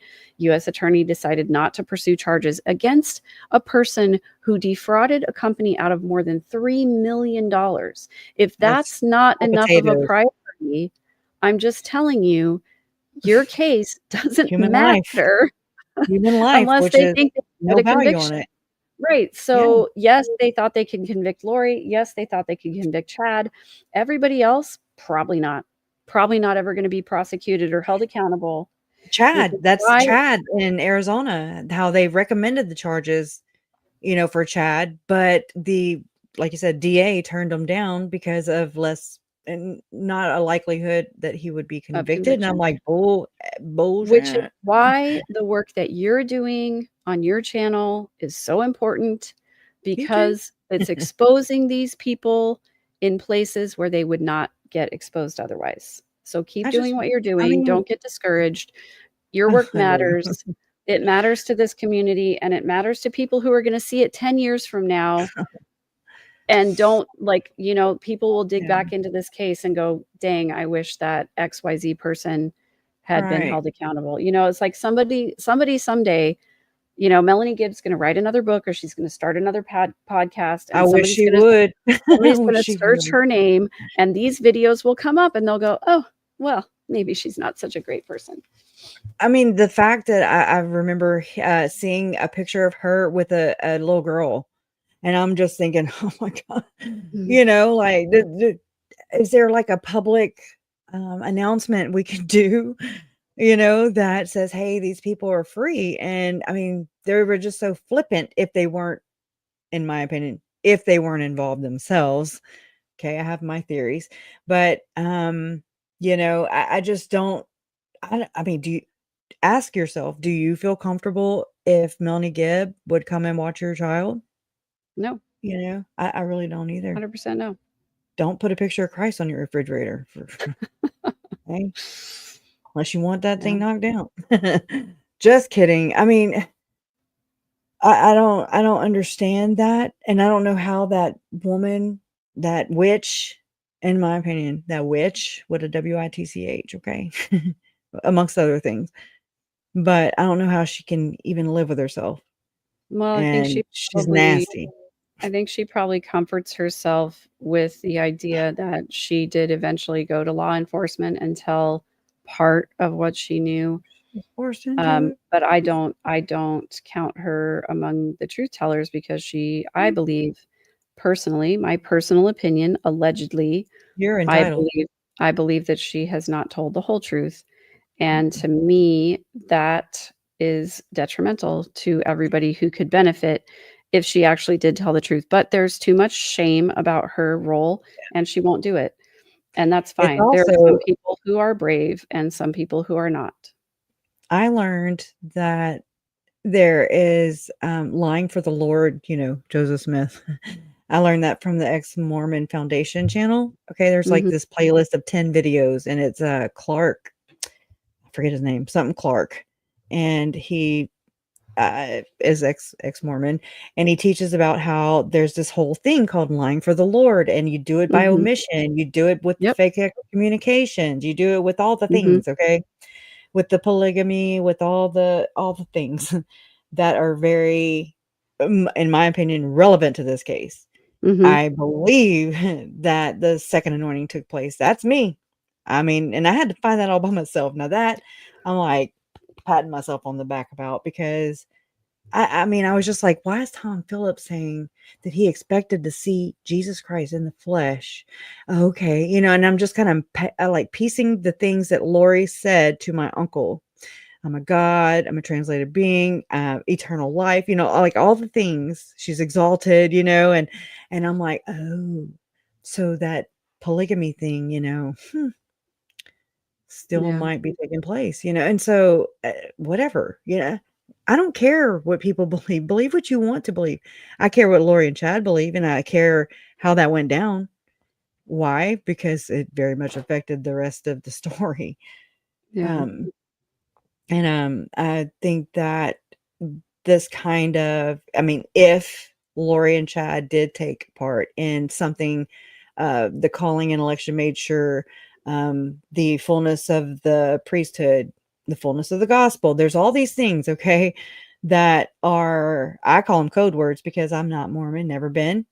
Yeah. Um, They're code words. It's in yeah, speak. it's a It's dog whistle. Yeah, yeah. outside is to keep outsiders in the dark, literally, and it's to keep insiders also in the dark. And it is a secret society. Jason brought this up to me, and I was like, "Oh yeah." I mean, depending on how, because I didn't look at it like this, but to have a, to get into a temple, you have to have a temple recommend, which in The Lori's Mormon case, card. we heard for ourselves is worth red rooming somebody over, give me my temple recommend or I'm going to commit murder, or give me my temple recommend and I'm going to commit murder. Okay, what's that? That's a double speak. Yeah. That was not yeah, that was a critical conjunction that she actually got wrong. Um, Mm.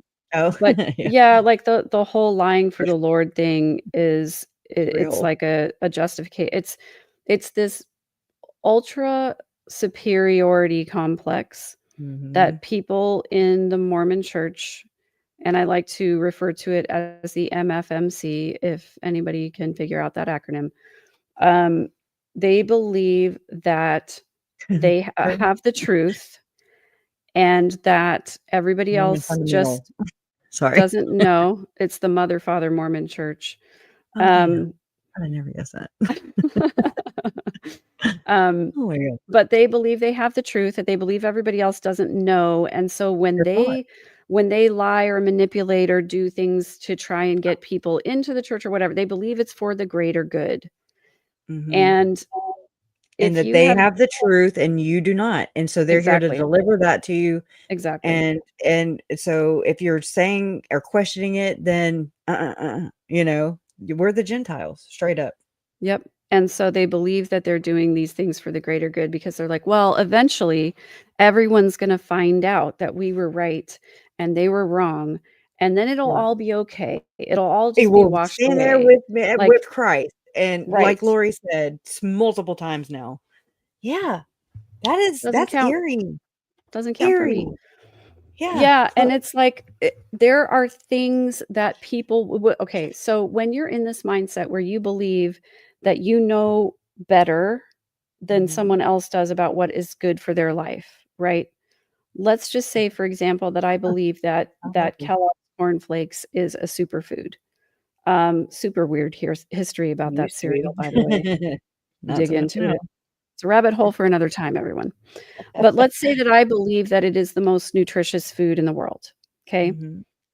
Probably one of the things that I would do is maybe crush up some cornflakes and put it in almost every dish that I make so that my kids are eating cornflakes without realizing that they're eating cornflakes, right? That's the kind of crap that Mormons do because they believe that they have the truth, so they try to sprinkle it into everything that they do Mm. without you knowing it. There's no informed consent. They're trying to make you consume it without you knowing you're They don't consuming even it. know it though, I think. Did you know it? Well, Like, until I didn't were coming out of it? I didn't know how harmful it was, but I was not one of those people that tried to, surreptitiously get people to believe things. Right, but there are. I was very open about it, but there are people who try to sneak it in, and Especially try to get you to when consume it without knowing it. especially when you are running in with this circle of people who are like the yes men and yes, yes, yes. Oh yeah, you're fine. Yeah, you don't look crazy to me, because they're like-minded. They're on the same path as you. Vibrational, we'll just say vibration, low vibrational. Anyways, but like, I mean, so that's very toxic all in of itself, just for that insular networking, which I mean, I'm fascinated by it. I'm like, wow, Mormons really know how to kick ass with the networking. I Well, mean, It's Whoa. something that people refer to as the Mormon Mafia. Have you heard that expression Yes, before? I have, and that's why I'm like, I got y'all's number right here. I mean, Yeah, for and real, I've had to there's a say that. little bit it's a little bit more insidious than that because when I was Mhm. in the church, I believed that there was this sort of idea that Mormons just always wanna do business with other Mormons because they trust each other. They're like, "Oh, if you hold a temple recommend, I trust you. You're not gonna screw me in business, blah, blah, blah," but that was the reason why I thought, like, I could never live in Utah because I know that there are unscrupulous people who claim to be good members of the church, but they Yeah, do business in a and way then that they're is supported. totally not, Oh, I bet you I can but tell you something. Oh, go ahead, go ahead. but it's more surreptitious than that. It's more than just Mormons like to do business with other Mormons. I'm finding that especially in these very small Idaho towns and Utah towns, that it is a conspiracy within the governments of these little towns. It's Wow. like the mayor, the Huh. sheriff, the people who do the land surveying, all of these things, these people are all connected to each other to help each other get what each other want and Mhm. to keep value and prosperity away from people who are not affiliated with the That church. does sound conspiratorial. It does, and I Yeah, know it I need sounds to a see little your outlandish, conspiracy but you fairy guys, card. I've said this a million times and I will continue to say it. For those of you who are awake and aware, when I did my episode about Chad Daybell's Little White Book, people Mhm. started coming out of the woodwork to contact me to tell me their stories of whatever little group they heard of or they were involved in or they were harmed by in their Yeah, little town, in their little corner of Mormonism. And echoes. it scares me so much because they were so similar and yet They're all deadly. unrelated. They were all Deadly. saying like, "No, we're not related to XYZ group. We weren't related to Chad, but there was this other faction that was, by the way, almost exactly the same as Chad and Lori's group, doing some of Yeah. the same things, preaching some of the same stuff, but not connected, but also connected." It's Yeah. a whole So I network. wonder if that gives any validity to Chad's whole believing in the shadow government thing, you know? Because you know how they project though too. So kinda like what they're doing is kinda what they're projecting is what I'm saying. Kinda like the Raffiker is I mean, the anti-Raffikers are the Raffikers, that type of thing. That drives me absolutely insane because that's the comment that I got more than anything else when I first started talking about child SA and trafficking on my channel was like, "Oh, Well, if oh, you no. if you No, no, hate Tim no. Ballard, then you are a Oh, trafficker." yeah, yeah, yeah. I dare them to I dare anybody here to tell me that, and trust me, I'm like, there are children here. I don't know if Tim Ballard showed up that weekend. Where was he? I would like to know his whereabouts, his real Yeah. ones. I don't know. Um, there's all these gatherings, and that's what they call them too. So Yeah. I don't know. I don't do the bippity boppity boo. Okay, but here I do have this. Oh, will it play? Membership has its privileges. Anyways. Yikes. Gordon Bowen worked on that. Membership has its privileges. So, yeah, You that's ready for some were you ready for some court TV? sure. Ready? I just Alright. you just like that just woke up an idea in my brain that I am gonna have to dig into later, so Well, another yikes, rabbit okay. hole for you. We have all the rabbit holes you want here, okay? You yeah, come on. Come on, come all. You can have Yeah, them, and we'll take turns. There's endless supplies, okay? Endless. yeah, it's crazy. Alright, let me figure out my situation here, okay? Alright, bada boom, right? So I found this very interesting because this is court TV from the other day. It was from November 12th, 2024. And it says Doomsday Cult Mom Motives for Murder. Vinnie Politan investigates. Okay. So I will grab the link and I'll post it in the chat in just a second. But I found this interesting because of Adam Cox. I'm not here to victim shame, victim blame. I'm just here because and I'm not gonna tell you what I think about it or anything right now. We'll talk about it afterwards, but let me know what you think. of this was about to take place. I don't even know how to set this up because I don't know. Well, Usually just okay, so I talk can through set it. it up a little bit.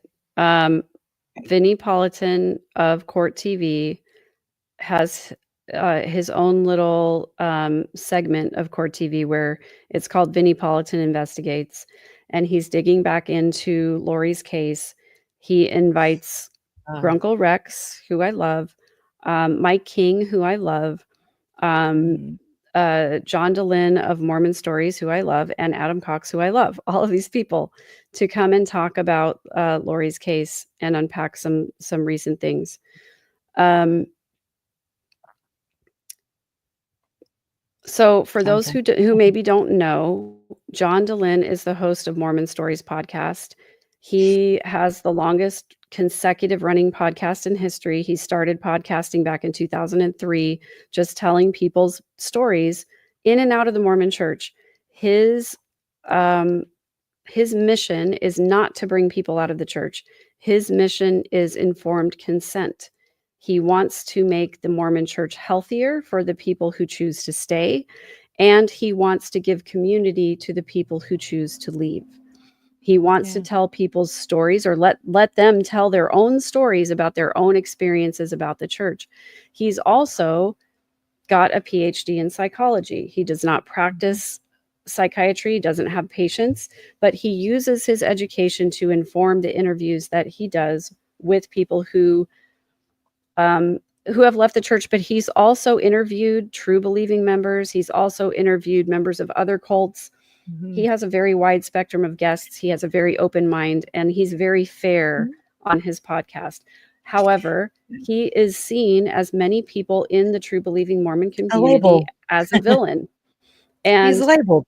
he was on the list of the Mormon church keeps a list of threats to the church, and he's constantly on that list of Remember threats to the the bubble church. chart? Remember the bubble Yep. chart? Yep. Yeah. Because people believe that John DeLynn is making people leave the church. They believe that he's actively trying to get people out of the church, which is not true. If you listen to what he says by his own words and by his actions and by the things that he posts on his channel, not true. However, true believing members see him as a threat. And so therefore, sometimes when you get into a situation where it's John DeLynn talking about the church, people who are true believing members get offended by the things that he say. But I would love for people to just objectively listen to what John is saying and see if you hear the same things in there that Adam heard. So I just want to clarify. Trace on the Case is asking, Uncle Rex is my uncle too. He is my dad's brother. He's one of my favorite uncles. He and I have had many great conversations. He and I disagree on many things, but we love each other regardless. I He respect came that. and visited me in my house a few months ago. We had a great I conversation with remember him and that. my kids. And I love Rex. Again, we don't agree on everything. And I think Adam and Rex both dislike the fact that I am critical Uh, of the Mormon I'm church because I'm glad. out So and glad. they're still in. So that's one of the things that we disagree about. And it's okay to disagree. It is. We respect each other's position. So Mhm. And I'm just gonna say and thank you, because I never could have done that. Told you do it so eloquently. But my fascination with it or interest was to see how Adam reacted, and it made me think about how it must have been whenever Uncle Charles and even Adam, Uncle Charles reached out to Adam for help mhm, because everybody turned their backs on Charles, okay? And like you said, branded him with the scarlet letter, basically. mhm, And I mean, and so they were trying to Charles and Adam, were talking about doing maybe an intervention type thing on Lori and confronting her beliefs that they thought were bizarre. Okay. So it's just interesting to me. I was just like, whoa. This is not to I'm not sitting here. I don't want to come off as I'm judging Adam or anybody else for that matter. mhm, But it's just to me, they grew up in the same household and he's experienced the losses as we have. Okay. And just different sides of this. There's so many different perspectives. None of them are going to be the same. So that's also an interesting factor in all Yeah. this. We all have such different backgrounds and interesting perspectives, I do believe. Hmm. And so if we could ever work together and come together, we could be a freaking force to reckon with, is all I'm saying. 1-2 Yeah. punch, But anyway, so I want to play. Yeah.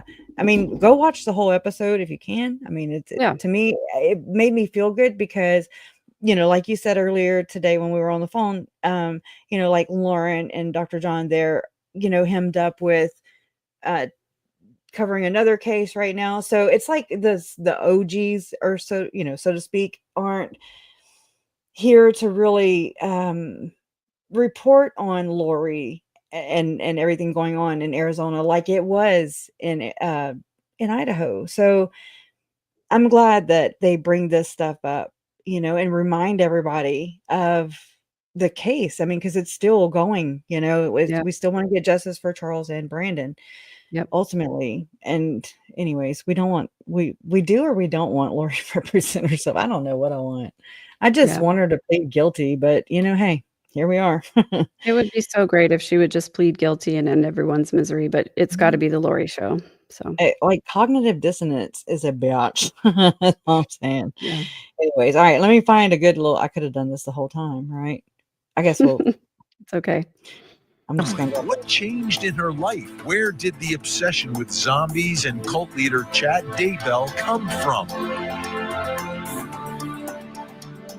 I want me to speed it It's up. hard to believe that this actually happened, but it did.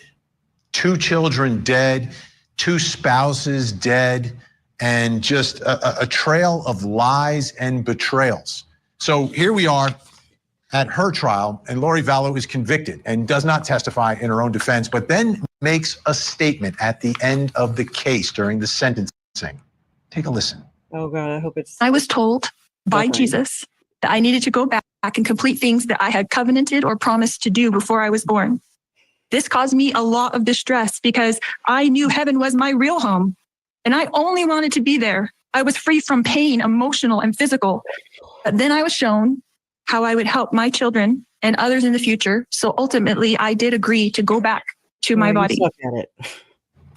So much of this, the doomsday preppers preparing for the end times. She hooks up with Chad Daybell. He's making these prophecies and these predictions, which, by the way, didn't come true. He was predicting the end of the world, and I think it was the summer of 2020. Didn't happen. Pretty close, though, with COVID, right? But did not happen. And I think that got put on Chad. I really do. I think that got put on Chad and Lori. That's just one of those things where I'm just like, it sounds a little propaganda, But I mean, I could be wrong, it gets to the heart of it's always like, why is this happening? How could this happen? And that brings me to our next question about her. Was Lori driven by her religious beliefs? Absolutely. Do you think so? Is that what happened here? Totally. Yep. Okay, so it wasn't just money, power, and sex. Well, I think the power part of it is what was driven by the religious beliefs. Like that's what gave her the power, was the religious beliefs. I agree. Whenever Rob Wood and whenever she was indicted in 2021, and they brought up due to religious beliefs espoused or whatever, I was like, oh, bam, and that's where I kind of latched on because I find this very fascinating.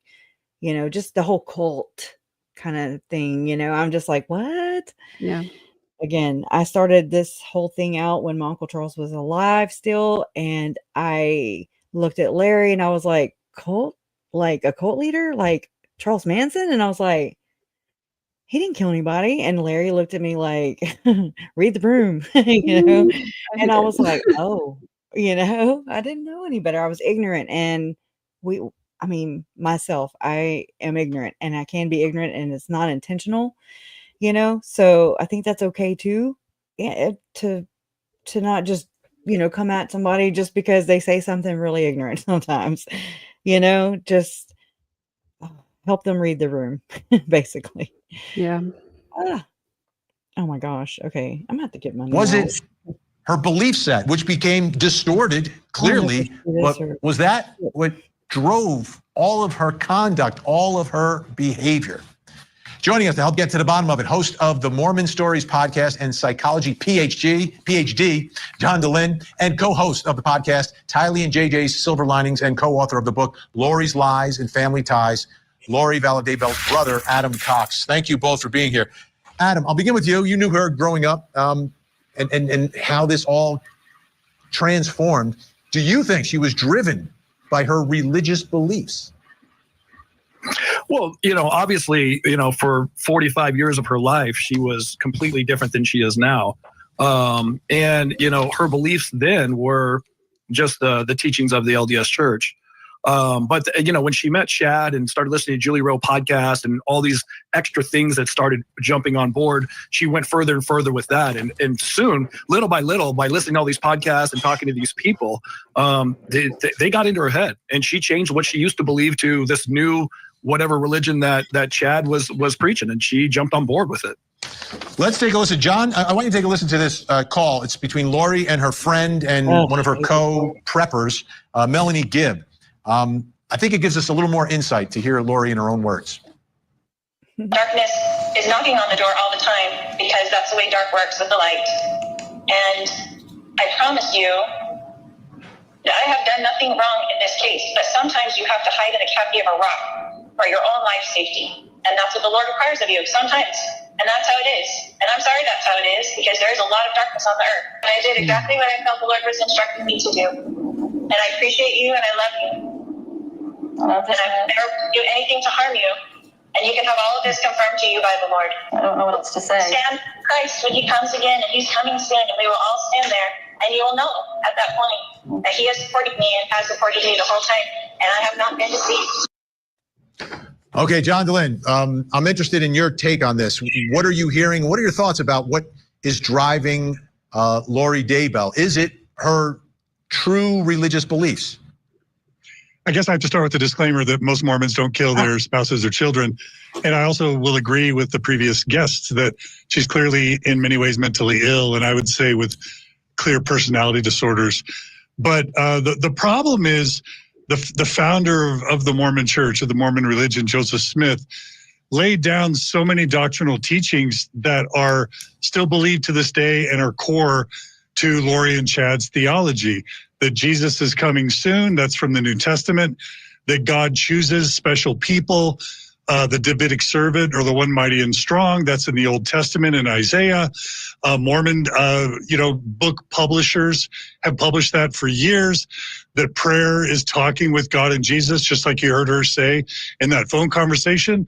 Joseph Smith talked with God and Jesus, and Mormons are taught that they can too. Mormon is a visionary church, and so Mormons believe that they can have visions and that their visions come from God, that their feelings can be from the Holy Ghost. And so if you have feelings like you're supposed to kill someone or sleep with someone else's spouse, you even have Joseph Smith, the founder of Mormonism, who believed that he should sleep with other men's wives. That's not made up. And that's the leader and the founder of the religion. We even have in Mormon theology that in the Book of Mormon, in one of the very first pages of the Book of Mormon, we have God telling one of Mormon's founding prophets, Nephi, that he needs to cut the head off of someone who he thinks is bad. And he gets those feelings from what he believes is the Holy Ghost. Mormons also believe that the dead spirits that are evil can possess your body, and that you can speak with dead people who are good spirits. And then finally, the church has believed for a long, long time that lying and even murder isn't necessarily wrong, nor is polygamy if God tells you to do it. So I understand why mainstream Mormons want to distance their church from Chad and Lori, and the average Mormon doesn't behave this way. But if you just take the secret ingredients of someone who's mentally ill, somebody who's in a midlife crisis, somebody who's financially desperate, and then you add to that these theological ingredients, these will not be the last Mormon murderers who base their murders or their adultery on Mormon theology and doctrine and history. Let me ask you, Adam. Sorry about that. Before the transformation in her first 45 years. Hold on. let me just pause for a second so I can just talk a little bit right here. You want to talk, Megan? So Sure, I just sure. don't want to do the copyright thing. Okay, Vinny? Just kidding. All right, just kind of breaking it up a Yeah, little I mean, bit. it's fair use to use other people's copyrighted videos if you're going to make commentary, and that's what the crawl is down there on the bottom. So it shouldn't be a problem. So fair use, okay? YouTube daddy. All right. Because, can't bite the hand that feeds you a little bit. Right. Stop censoring us. Damn it. Her So- level of Oh, interest. okay, I'm sorry. I'm over So here there were- behind the wheel. No, you're fine. You're fine. There were just a couple of things that we need to come back and this is just a reminder. Come back and talk about the second anointing later because it's not relevant to what we're talking to now. But somebody there were a couple of comments about it that I want to clarify. But I just want to say that after listening to John Dehlin speak, I did not find anything in what he said to be untrue or to be inflammatory to believing members of the church. As a former Mormon, somebody who was raised in the church and who was in the church for the first 45 years of my life as a believing member, I can say that what John Dehlin said is accurate, that members of the Mormon church do believe in the New Testament when people are possessed by evil spirits and Jesus cast out the evil spirits. Absolutely, we believe in that. In addition, there are significant scriptures in the Doctrine and Covenants, which is a book written by Joseph Smith, where he wrote down his quote unquote revelations from God. And God revealed to him, he said, how you can determine whether a spirit that visits you is good or evil. So the belief, if you read into that, the belief is, yes, dead people can come and visit you. And there's a way that you can tell if the dead person that visits you is a good spirit or an evil spirit. And you're going to laugh, you guys. But the way that you tell, just in case you want to know if a spirit ever comes to visit you, offer to shake their hand. Because if they shake your hand, then you know that they're an evil spirit, because spirits know that they don't have a body and they can't shake your hand. So if they're good, they're not going to offer to shake your hand because they know they don't have a body.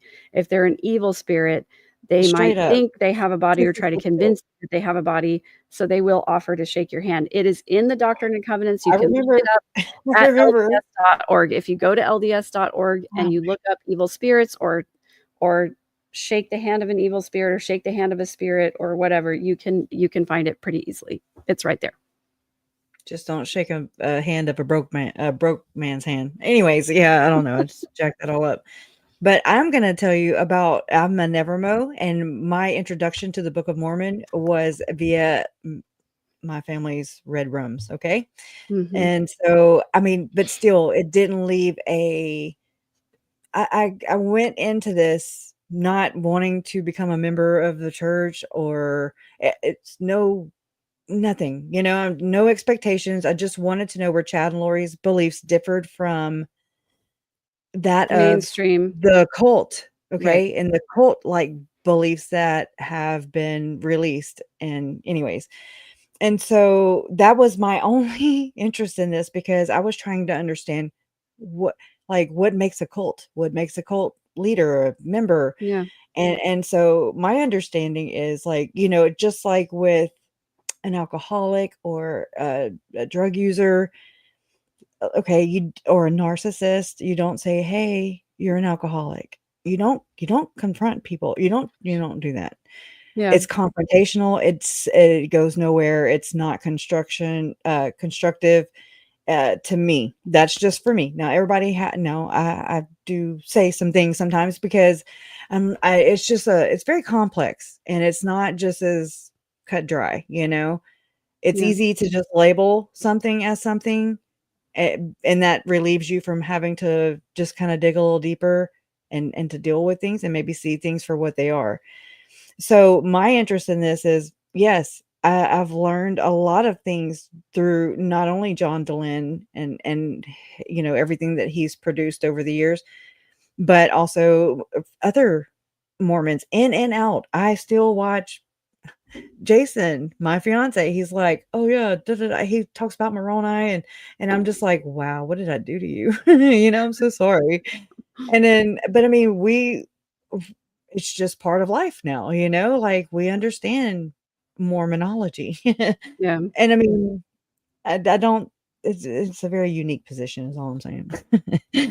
But I think he presented it very fair here too, from what, I mean, y'all just know how to say it. I'm like, So you ready? Yep. Like to hear it. Here it goes. Let me ask you, Adam, before the transformation in her first 45 years, her level of interest and dedication to religion, and I want to put a number scale on it just to have some context here, like 0 to 10. How religious was she? She's dark. Well, as she was younger, probably not as much, but as she got older and older and older, it went from like a 5 to probably an 8 or something like that. And in your family growing up, how significant a part of this was it for day-to-day life for you, your siblings, your parents? Yeah, I mean, as far as the church goes, I mean, Lori had callings all the time. She was doing what she was supposed to be doing at church, keeping the commandments, doing everything that you should be doing.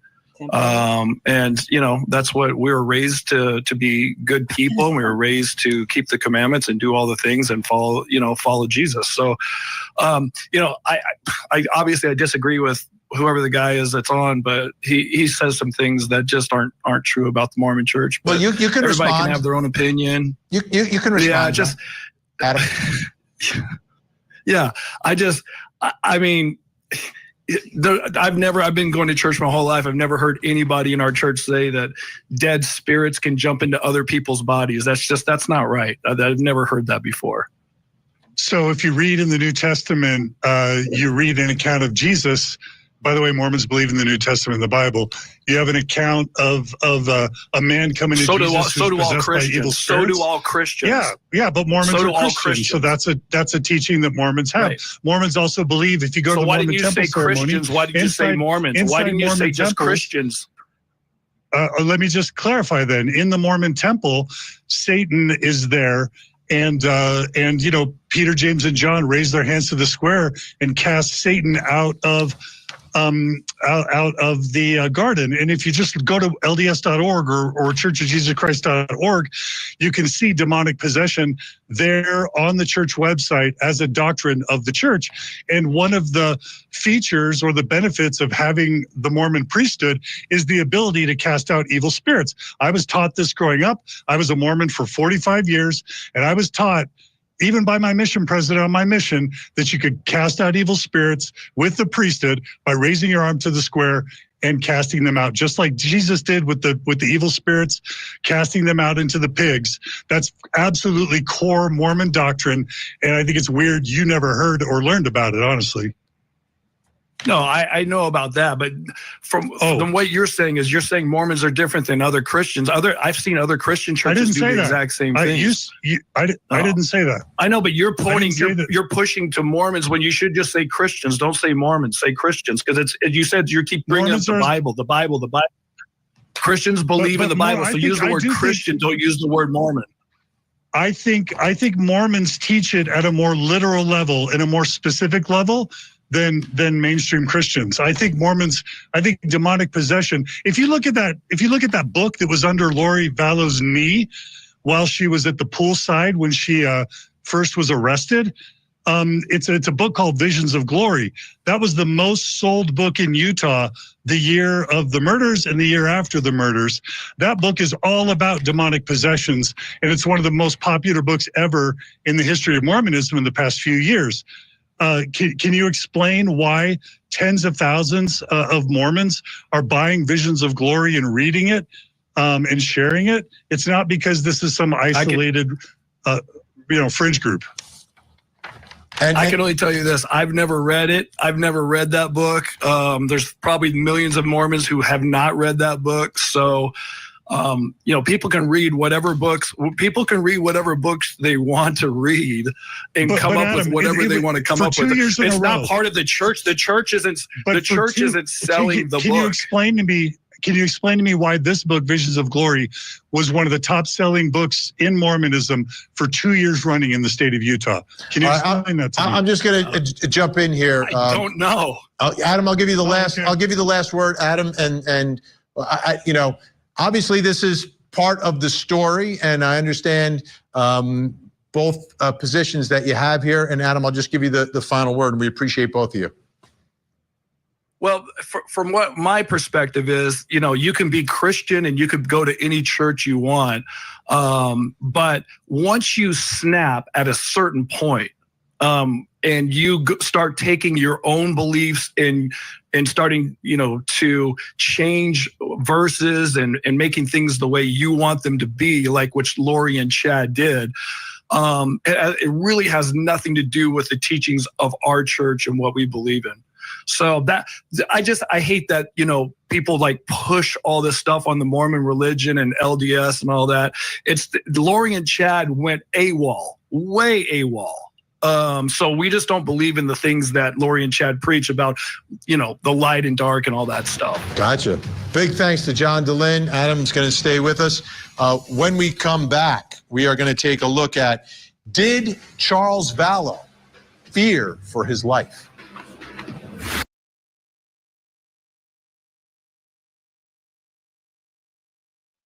You're muted, Crusha. Good. Unpack. Okay, so yes. So let me explain, and let me possibly offer some perspective. First of all, there was somebody in the chat who said, leave Adam alone. He's going through it. I have no intention of tearing Adam down. I love Adam. I appreciate what he's going through. It's very difficult. And I completely understand why you would not want to, and Adam has admittedly said to he said this publicly on his podcast and to me personally as well, like he has not dug into all of the things that Crusha and I have dug into. He hasn't read Visions of Glory. He hasn't listened to all of the interviews. He hasn't researched all of the things, because I think, my opinion, because I think it's very painful for him to do that. And I completely understand why he doesn't. I want to show a great deal of compassion for Adam in this. Yeah. This is by no means a tear down, a takedown of Adam. Constructive. I mean, it's really to see about, my mind is just because of Lori and how firm she is in her beliefs still to this day. And I mean, being raised in the same household. Yeah. Things like that, they have a lot of things in common. Yes, so and also it's possible to be raised in a household in the same family with the same parents and have very different perspectives. For example, I was a very different mom to my older kids than I am now to my younger kids.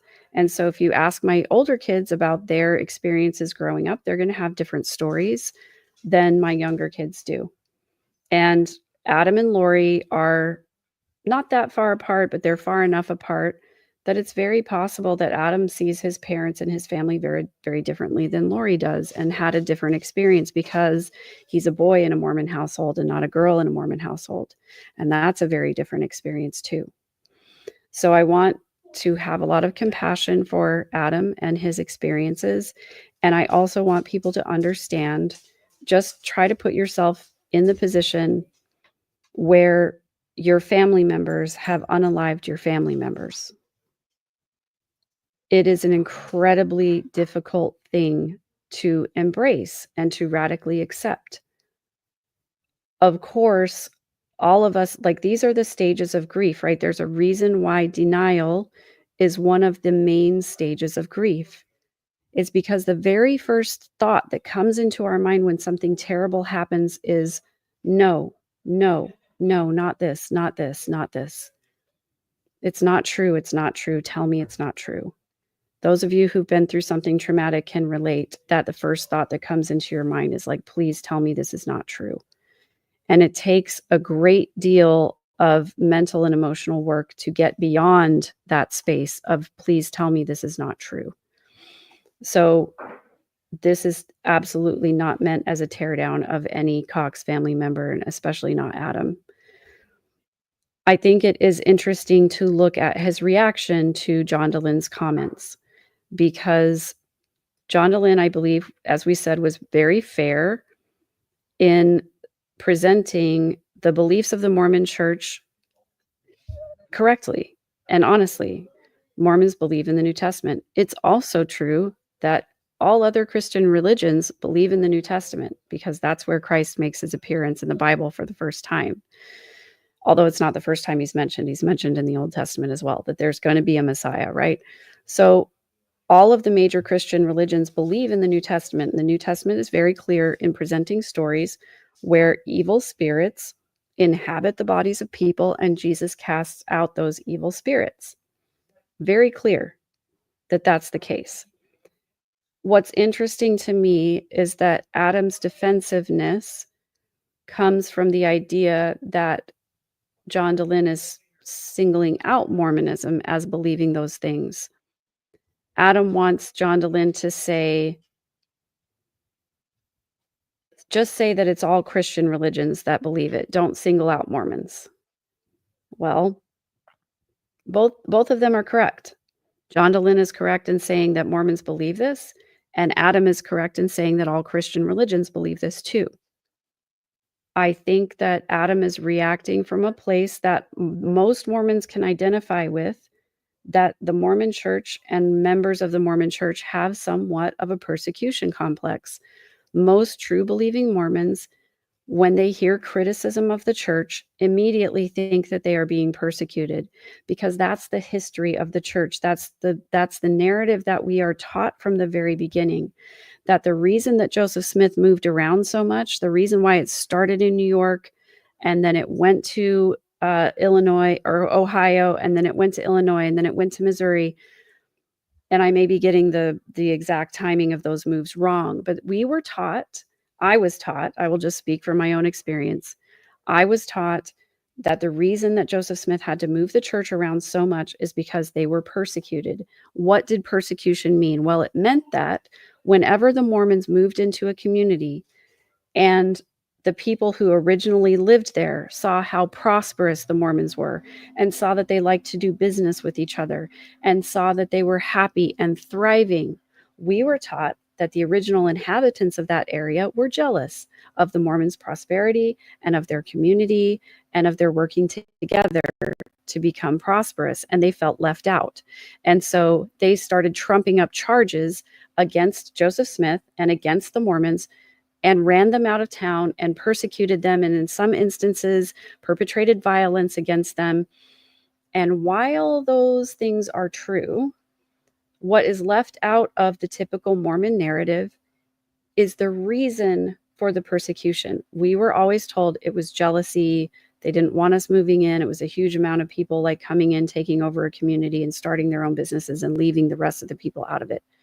In reality, what was happening was that around 1841, which was about 10-ish years after the church was founded, Joseph Smith started practicing polygamy. He started propositioning young women and other men's wives and saying that God told him that he was to reinstitute the practice of plural marriage. And so he went around secretly practicing polygamy and then bringing in his closest supporters to also practice polygamy with him. And it was hidden and it was covered up.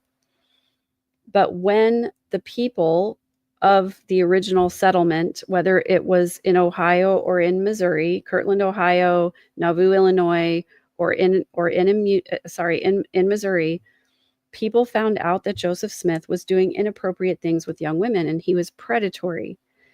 And there's a very famous incident where Joseph Smith and I believe Oliver Cowdery were taken out of their homes in the middle of the night, and they were tarred and feathered. And what we were always told is that people didn't like the fact that Joseph Smith said that he saw God in Jesus Christ. They were offended by this idea that he had had this vision. And they thought it was so wrong and blasphemous that they wanted him to die. And so they pulled him and all of their cavalry out there. They covered them with tar and feathers, and that Joseph Smith almost died, and that one of Joseph Smith's children did die because of the exposure to the cold. They called it exposure, but because they were exposed to the weather in the middle of the night and got sick and died. The real story is that one of those men had found out that Joseph Smith was doing inappropriate things with his young daughter, and he got together a group of men who were going to go and either unalive or emasculate Joseph Smith. And I'm being careful with the words because of YouTube. There was a doctor present at this, and it was his job to medically emasculate Joseph Smith. And when it came down to it, the doctor didn't have the stomach for it and couldn't do it. But that was the idea, was that if we do this to this man, then he will no longer practice predatory behaviors on our young men and basically our children. So I didn't know that part of the story, of course, until after I had left the church and started reading source documents and journals.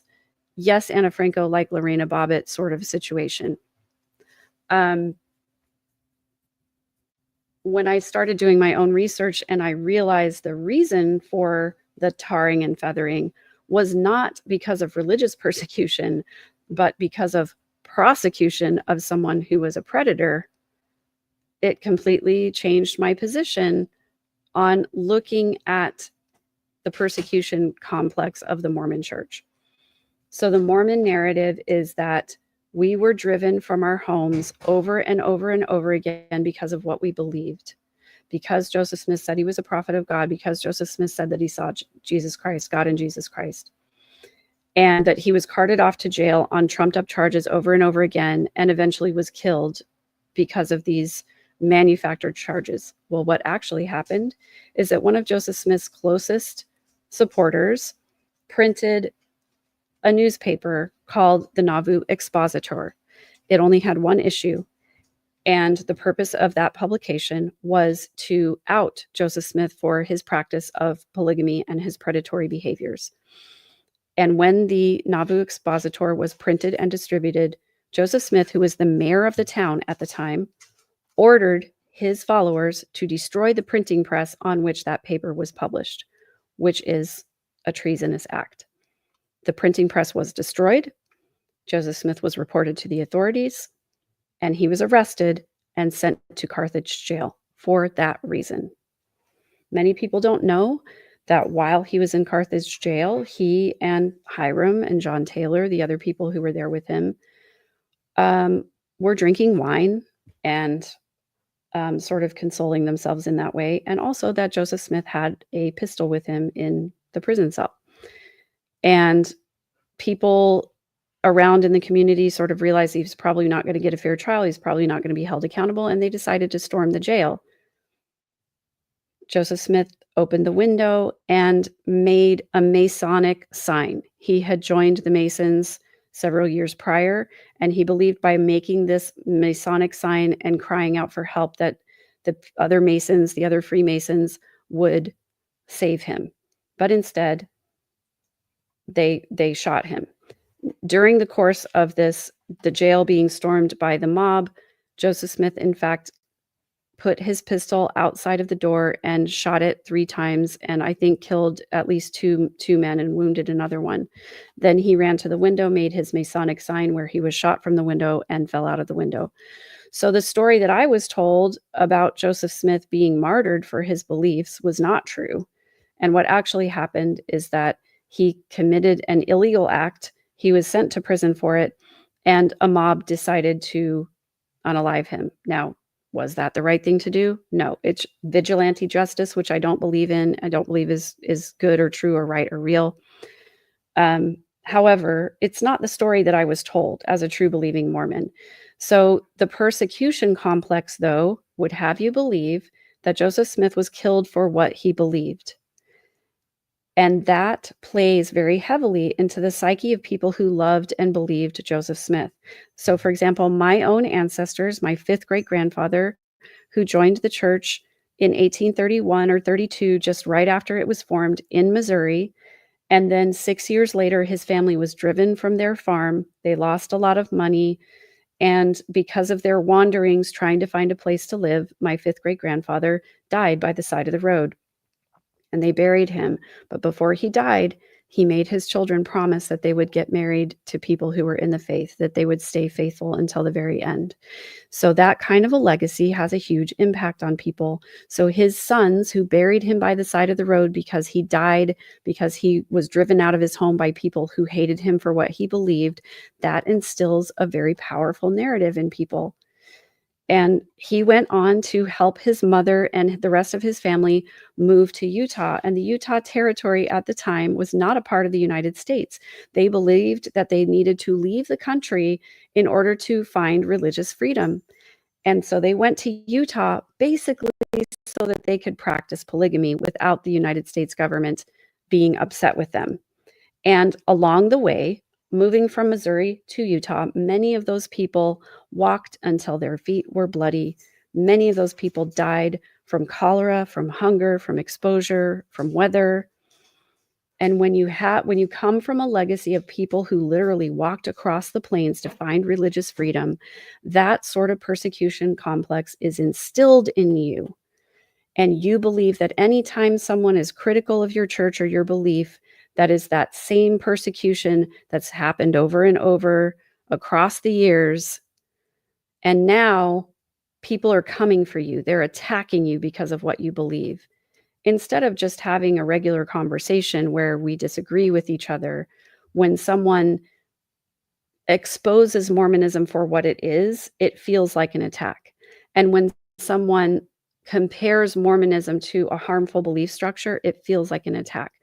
And when someone highlights a Mormon belief that's actually broad to all of Christianity, they're like, why are you persecuting us? Why are you coming against us? Why are you picking on the Mormons? Because all Christians believe in people being inhabited by dark spirits. All Christians believe that. If you believe the New Testament, you believe that, because there is that story or a couple of different stories about evil spirits being cast out by Jesus. So I just want to, help people understand that when someone gets defensive about Mormonism, that's where it comes from, is this ongoing persecution complex where Mormons believe that historically we have been othered, we've been shamed, we've been driven from our homes. Many of our ancestors died for what they believed in. And I will be damned if I'm going to be the one who doesn't stand up for the faith and the truth and what I believe in. On the other side of that, I'm one of the only people who is in my family who is descended a seventh generation Mormon who's not in the church. There are very few of us. Out of 21 cousins on my father's side, which is Lori's side of the family, I'm one of the only couple, 2 or 3, that are in my generation who have left the church. On my mom's side, where there are 24 cousins, all my aunts and uncles and cousins are in, except for me and one other cousin, I believe. So when that's your family legacy, that's your family history, that's your entire family, it's really, really difficult to go against that. So I just want people to understand Adam's position, where he's coming from, and to understand that while nothing that John Dehlin said, I believe, was untrue or inflammatory, I understand Adam's reaction, because it does feel like being persecuted when a regular Christian belief gets called out as only Mormon. So that's all. Sorry for the long ramble.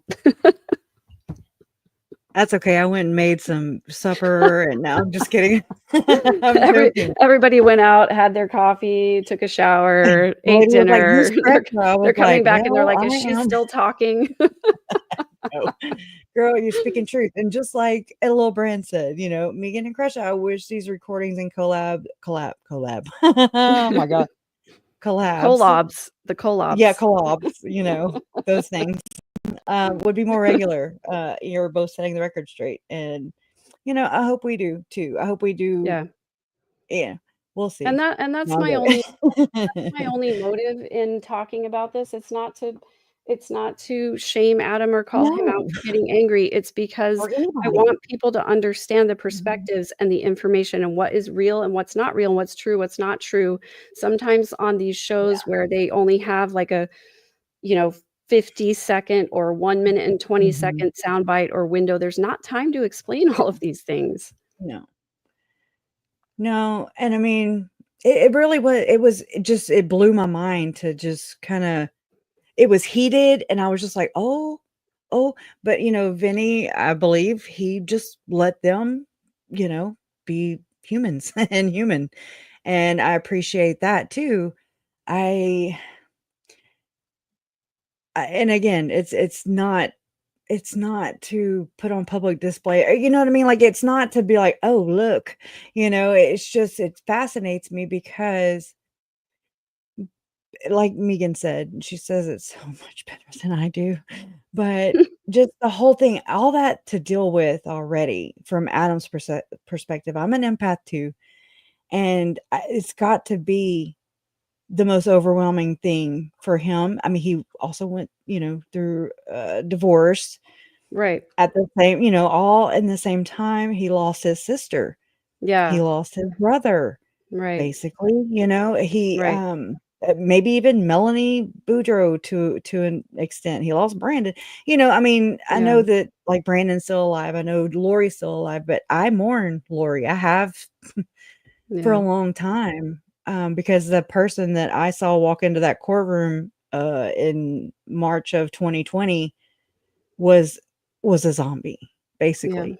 Yeah. Was she was just a carcass, and I was just like, I don't know her. I don't know her. Mm. And so, I even told my daughter, who was really close to them, she would go and spend weeks at a time, and Lori even told my daughter that she was special, and I was like, "Okay, well, hold my earrings." Mm. That's a whole it's just like so many emotions because I love her, and I don't hate anybody, so I don't hate her. I don't hate Chad. They did what they Yeah. did. They have to pay whatever price they have to pay. They have to be held accountable. Yeah. Okay? I'm not a judge, I'm not a jury. Thank God. Okay? Like, I don't want that job.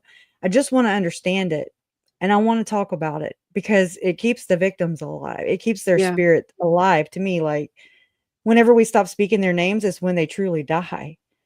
So, Yeah. this is basically just what to look for. I don't know. I've never been a Mormon. However, my life has been very much affected by this belief system, whether it's Mormon or not, or if we got to put percentages on whatever, to each their own.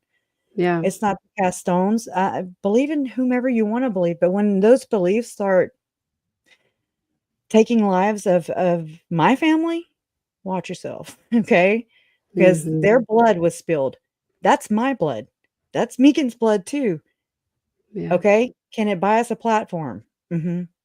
To help extend their voice is just the way I look at it. So, Yeah, I love that perspective. I think that's important. And you have to remember, when you're involved in a family of, you've got people in your family that you love who unalived people that you love. That's a yeah. hard enough thing to wrap your brain around. But then also to have it tied into your religion, which is your entire worldview.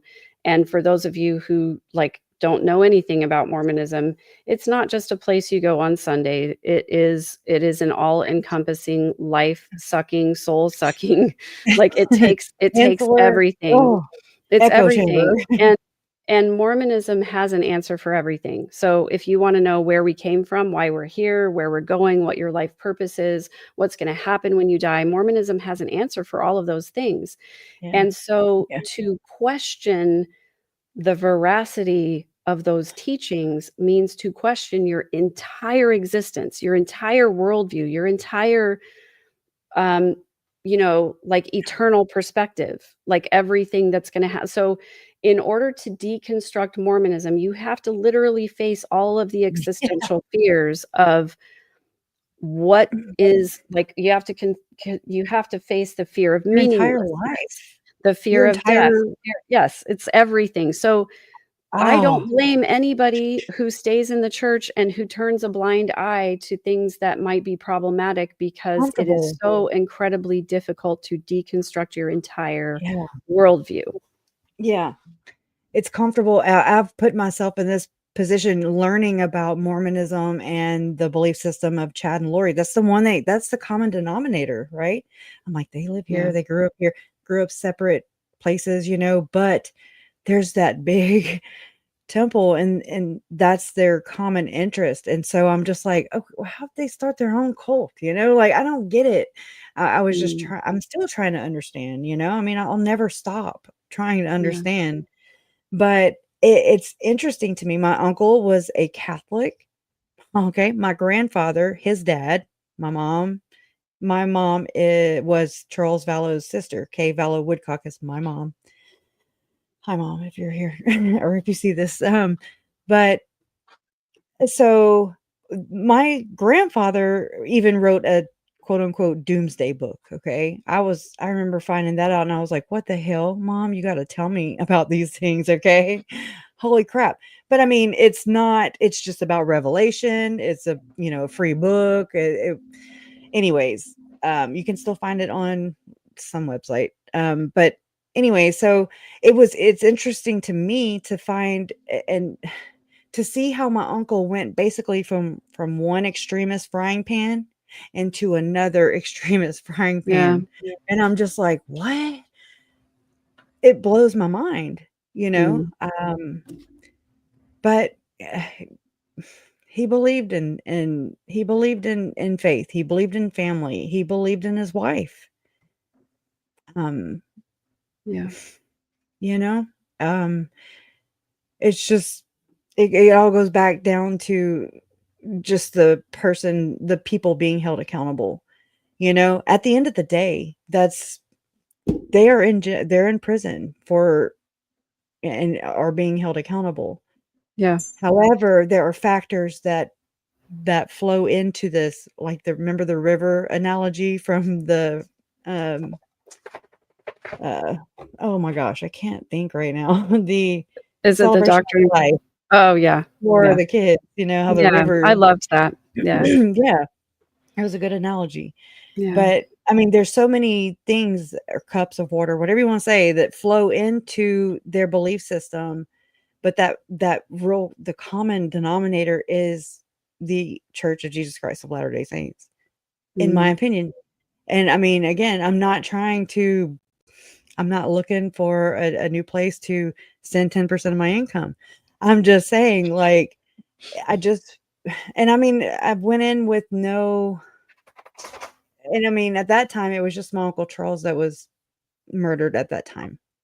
yeah. When I kind of dove in, it was a trust fall. So I don't know if I can send it either, but I was like, holy crap, I made it this far. I'm just gonna continue because it's very fascinating to me too. It I don't know scriptures, but I mean, I know more Mormon scriptures than I do Catholic. I went to see I can't think today. Catechism? Catechism, but it's called see something. Anyways, and I never confirmed it. Church for me here is not at all what church is like for a Mormon at all. Okay. A lot of people, their jobs are connected to the church, I mean, or Yeah. just in and around it. They work for the university, they work for different places that, deal with the church Well, but or even church people. if it's not like specifically affiliated with the church, if you live in Utah and you're a realtor or a dentist or Yeah, anybody connected. who relies on the community for your livelihood, if you leave the church, Mormons are not going to do business with you because you are now No. considered an apostate. You're an other. You are not welcome in the community anymore. girl, I have dealt with this just being a Nevermo and being related to Lori Vallow. Yeah. I'm just like, hey, acknowledge me, you damn ex-Mormons, you Mormons. Oh, No, I'm man. just kidding. I'm just Meanwhile, saying, early I'm not on, saying there that was in a slant, in a mean yeah. way. But just, I'm just like, God dang it, I'm here typing and I'm like, just trying to figure it out. And I don't know who's a believing Mormon and who's not a believing Mormon. I'm just like, okay, they Yeah. said Joseph Smith, so okay, you know what you got. And But early on, there were like people who would, I would be like, for example, I was at the pool one time, meeting some people I'd never met before. And for whatever reason, the case came up and they were like, oh my gosh, can you believe this crazy lady who unalived her kids? And I was like, wow, that's weird. sit down. Like Yeah. not wanting people to know that I was Right. involved in any way was wild. I don't And now here I I don't think am. it's don't be ashamed because, I mean, it's the path that Lori and Alex both took on their own.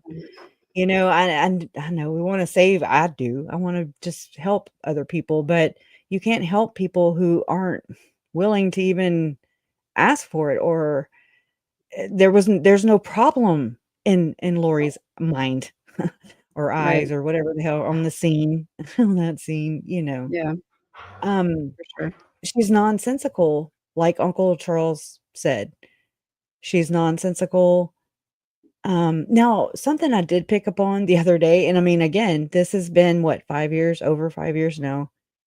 But since the body cam footage came out for Uncle Charles, and I just picked up on this, and I've listened to it a bazillion times already. There's a part where he's talking to one of the police. I don't remember which one it was, but he says she says, or she thinks she's married to the prophet Moroni, and he's like, I think he says top of the temple, and he says the ancient prophet. Wait, no, hold on, I got it backwards. I'll get it, and I'll come back because it's the wording that tripped me up, and I was like, oh my god, oh, that she was married to Moroni in ancient times, and I was like, okay, well that puts a whole nother context to it. Past lives, couples ruse, Tim Ballard, Right. allegedly M. Russell Ballard sanctioned the couples ruse. Right. I heard that. This is just hearsay, so don't be quoting me, okay? I'm just saying that Julie Rowe was allegedly telling this to other men that they had been married in past lives. There are Sorry, I have a people that came visitor. forward. I could hear him. She's so cute. Or he or she. This is Valkyrie. She's a Well, girl. come on. Oh, come on, Um, girl.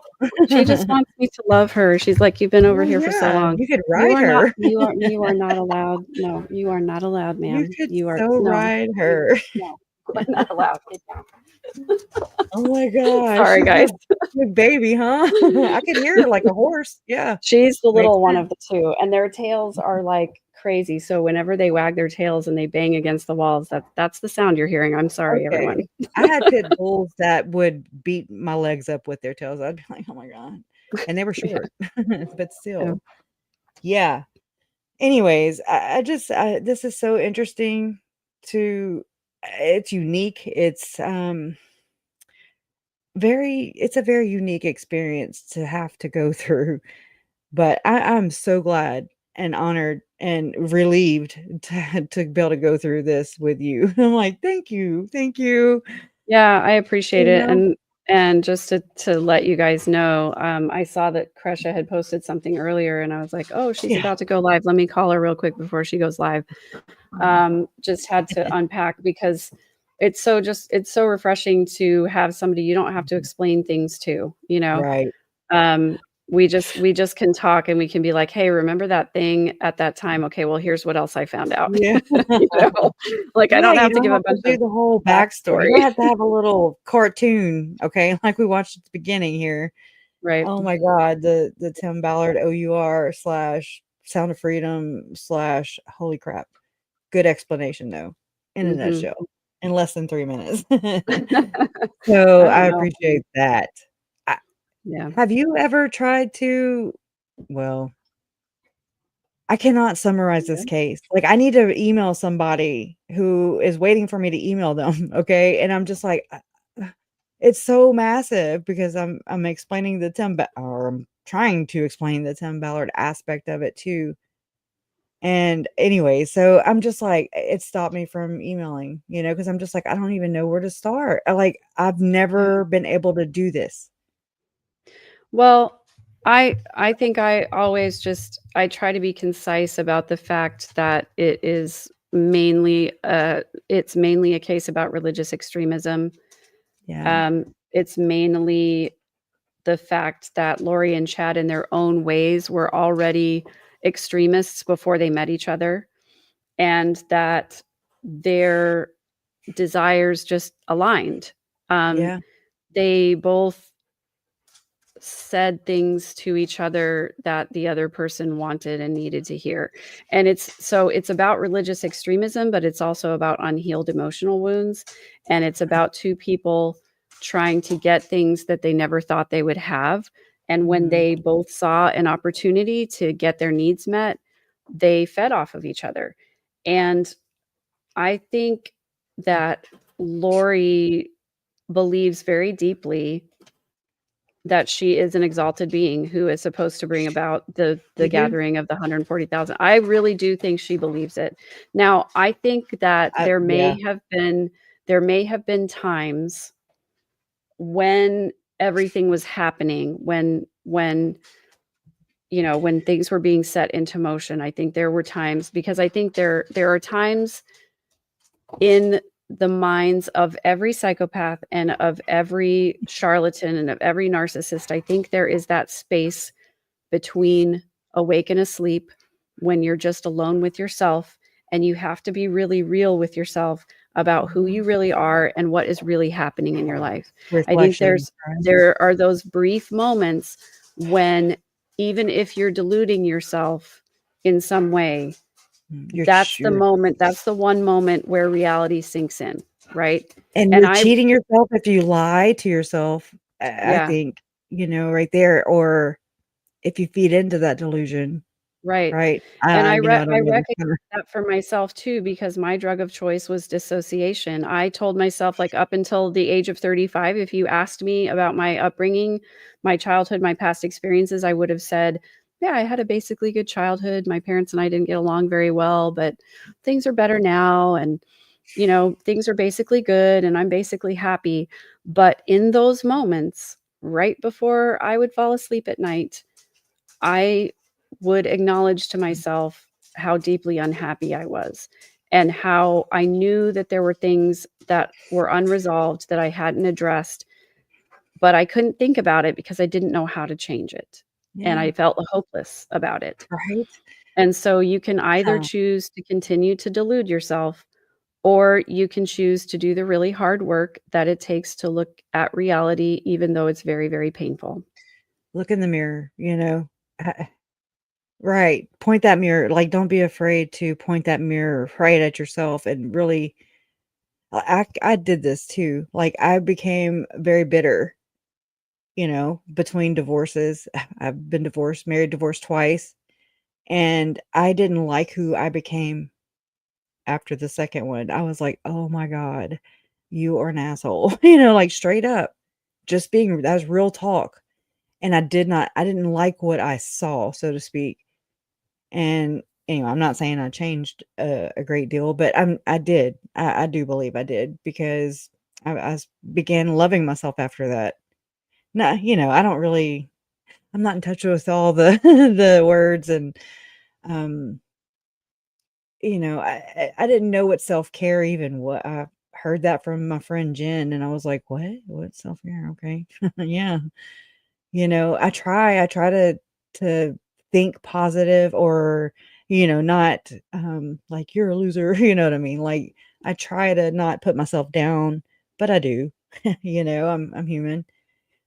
And I mean, just being in this realm, I'm not comfortable on camera, as you can see. Like, I'm just not happy with, I don't go to CrossFit or any other fitness place. I need to. Okay. Because I this don't case is either anymore, by the way. down. I'm serious. Like, I can't stand myself in my own body.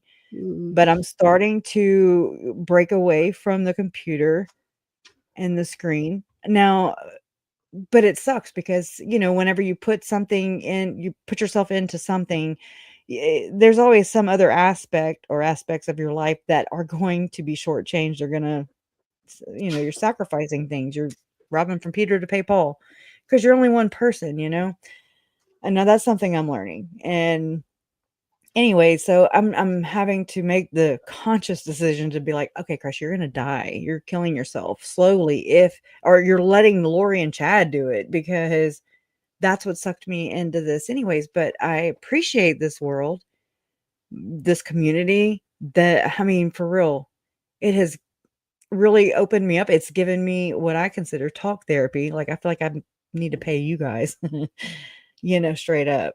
And so I just appreciate this space that has been created around these horrific tragedies, real life. This is not true crime. This is real life. It's reality. A lot of people do have a hard time with reality. And it's the reality of it. And so I know a lot of times I can come off as just not well spoken, not I kind of speak in slang sometimes. I'm just me, okay? I'm not trying to be anybody else. I think it's interesting and neat that you allow me to share. Y'all are here to listen, and I appreciate that. I really do. And just thank y'all so much. Thank you. You have a great community here, and that's one of the things I love about the people who have found us because of Lori and have stayed with us because of the way that we talk about it, and the ability that we're able to find connection and healing in this tragedy. And I think it's sort of unique to our family in this case. And I say our because, like, you're my sister now. Yeah. Kay and Larry are my adopted parents now. Like, we've made these connections because we care about each other. And I credit Larry more than anything because he was the one who started doing the initial reaching out to people. Oh, girl. I got chills on my face though. Yeah. And I'm so grateful. I'm so grateful because, when I first started talking to, like, I knew who Kay and Larry were. But of course I had only ever heard really kind of negative things about Kay and Larry for the most part. Right. And so I didn't know what to think, but I also knew not to take any of those things at face value because I knew the source that it was coming from. Right. So, I was so happy so the person who was doing the documentary for Amazon. What's that one called? Amazon. Doomsday Mom. It was for Prime Video. Just Doomsday. Just called Doomsday, right? Wait, Felicia. No, Mom and Larry were in a documentary way early. Yeah. Felicia. It's on ID. Yeah, Felicia. Yeah. Yeah. She reached out to me and asked if I would be willing to meet Kay and Larry. I was like, are you kidding me? Yes, 1,000 times yes. I'll never forget it. I was so grateful for the support and the kindness because, especially after not getting that from my own family, and for being sort of shamed for the things that I was talking about. Anyway, I'm grateful that you wanted to dig into this a little bit because I did want to help people understand better. And from the comments, it sounds like people are understanding Adam better.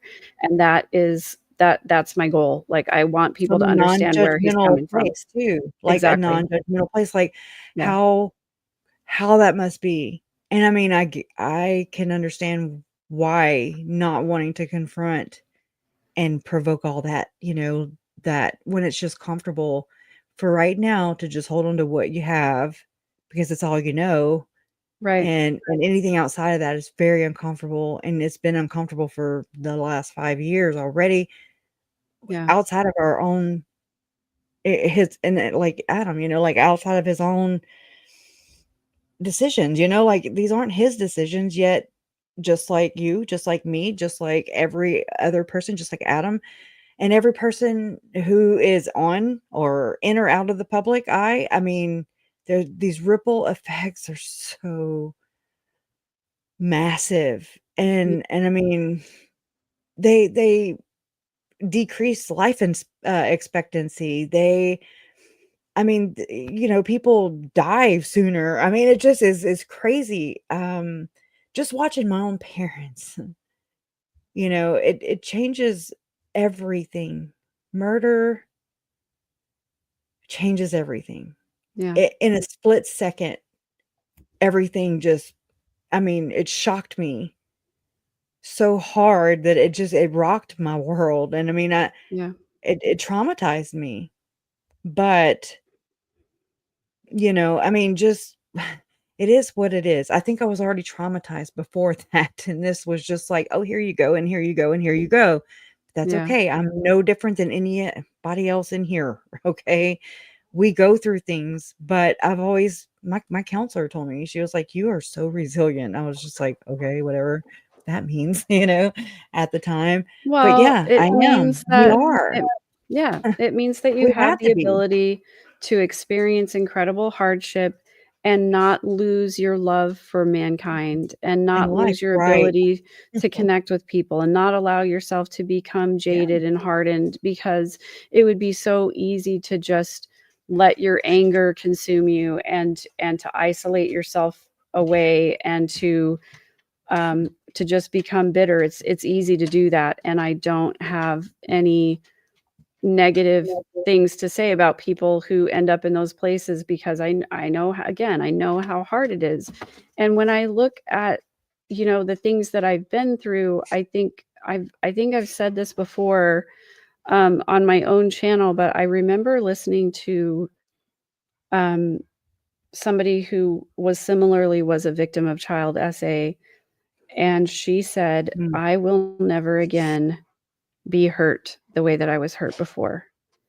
And what I said was, "I will never hurt anyone the way that I was hurt." It's a right. subtle difference, but one builds a wall and the other builds a bridge. And I think that it's really, I don't have any judgment for people who build walls instead of bridges, but I think that's where we Right, go wrong as humanity. right. You know, it's like it feels safer to build a wall, but really we're hurting ourselves. And when you were talking about like Sometimes I think self-love, maybe we build it not knowing that you're building it, not knowing the repercussions or any right, other way to deal with your trauma, right? right. And we do Right. it Yeah. thinking we're going to protect ourselves from being hurt, but what we don't realize is what Brené Brown says, is that you can't protect yourself from pain without also protecting yourself from love.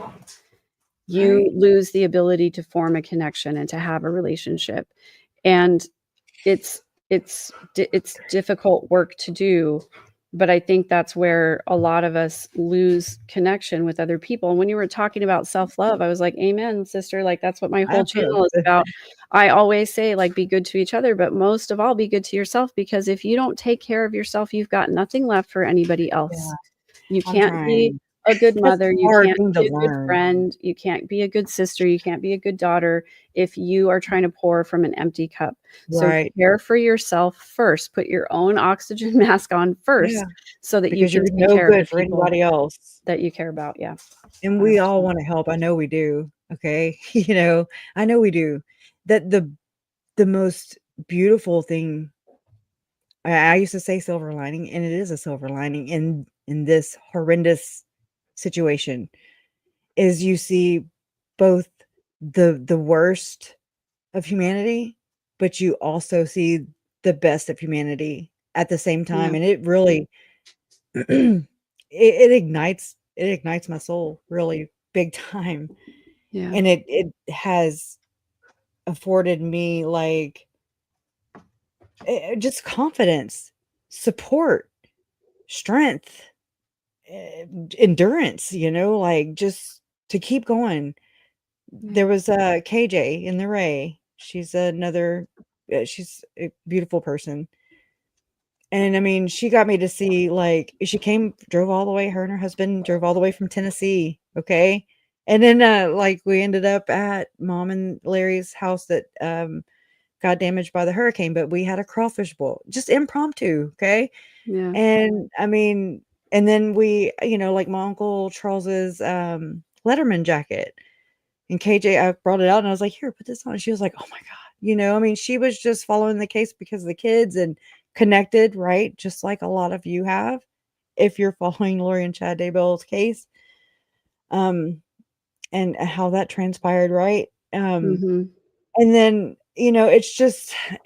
she told me one thing that I didn't realize at that point, because I didn't set out to be like, hey, I'm going to go create me a YouTube community. That is on my list. Okay. No, I was like, she said, Kresha, you have to show up for your community. Like, I don't know what it was, but it's just like, hey, you have to continue this, basically, like you have to. And I mean, I didn't realize until that moment that I was like, what? I don't have it. This is Tylee and JJ and Charles and Tammy and Joe's community. They brought this together. They brought us together. Yeah. Okay. But then I'm like, oh my God, I have a community. It's like, oh God, you have a baby, which congrats to Colby and Kelsey, by the way. Yes. Right. Yeah. I'm so excited about that. Anyways, all right. Well, so I think we covered 2 of the things that we wanted to cover. Yeah, that's more But than let me usual. just, because I just did this on my own channel, although I haven't posted it yet because I have to edit it, because a lot of times when I do my own videos, I'm like, so this, and this, and then 10 seconds of silence while I think of the next thing to say. I don't know how to condense things. Okay, I'm just like, I can't, and I have to learn. Okay. Just to recap about Lori's no-show in her court hearing. So on Thursday, Lori had a Rule 11 status Rule 11 hearing. Rule 11 is about her competency to stand trial. Look at this girl over here. I hear her. Get out. It's like, please let me outside for the 348th time today. I have squirrels to take. So Lori's original public defender in Arizona requested a Rule 11 competency hearing for Lori way back in October, right? And the judge granted it and said, yes, she needs to be evaluated. Well, Girl, then you need to go get checked. Right. Then her attorneys were conflicted out so that she had to get new attorneys, right? Yeah. So so she gets new attorneys, right? Then she tells the new attorneys that she wants to represent herself, which I think we all can agree is going to be a wild, crazy garbage show, and nobody wants manipulation tactic. Or does she really want to rep herself like with Daryl, whatever? I think she really believes that she is smart enough to represent herself in a major trial like this. That's her hubris. I think she believes she that. Can rely on herself. She's always relied on herself, right?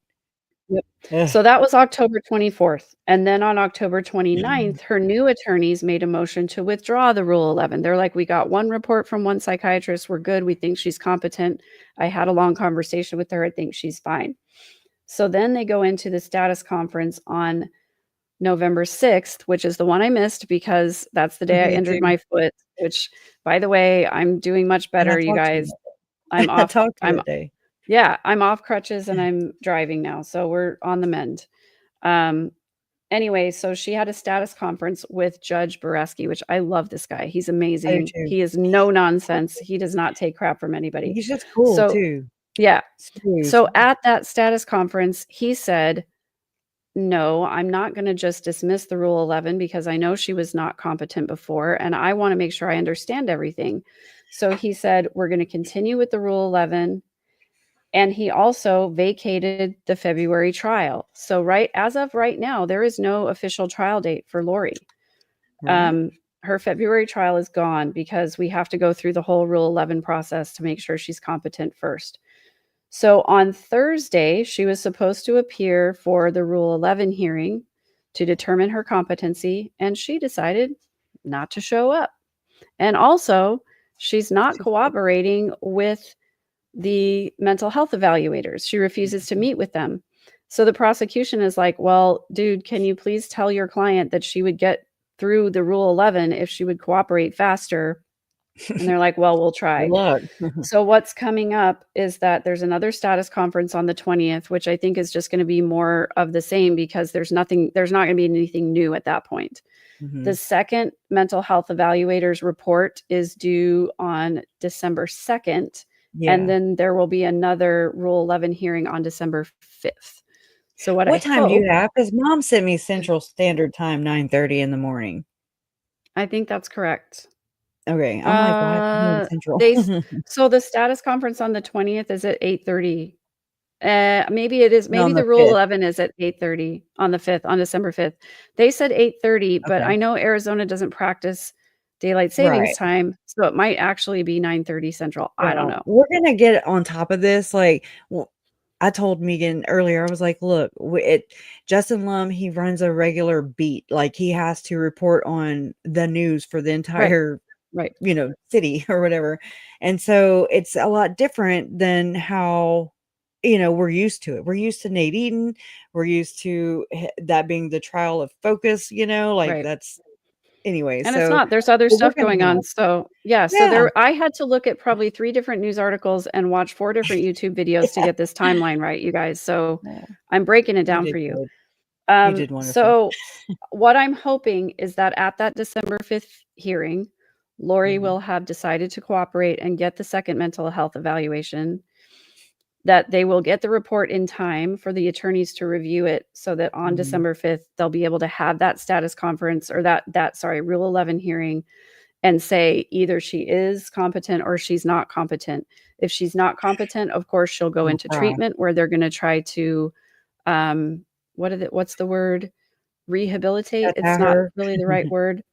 Get her competent and have her competency restored, right? If she is competent, they'll go forward, and then at that point, I guess the judge will rule on whether or not she can represent herself. If she doesn't show up, what do you think? I mean, neither of us are attorneys, by the way, but Right. I don't even play one on TV.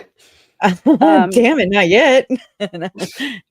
If she doesn't cooperate with the mental health evaluation, I know that the judge did not want to rule with just one evaluator and with her not even in the courtroom. He can't ask her any questions or any of that kind of stuff. Because they could just say whatever. I mean, or she could say that they said whatever, or room for appeal, right? Yeah.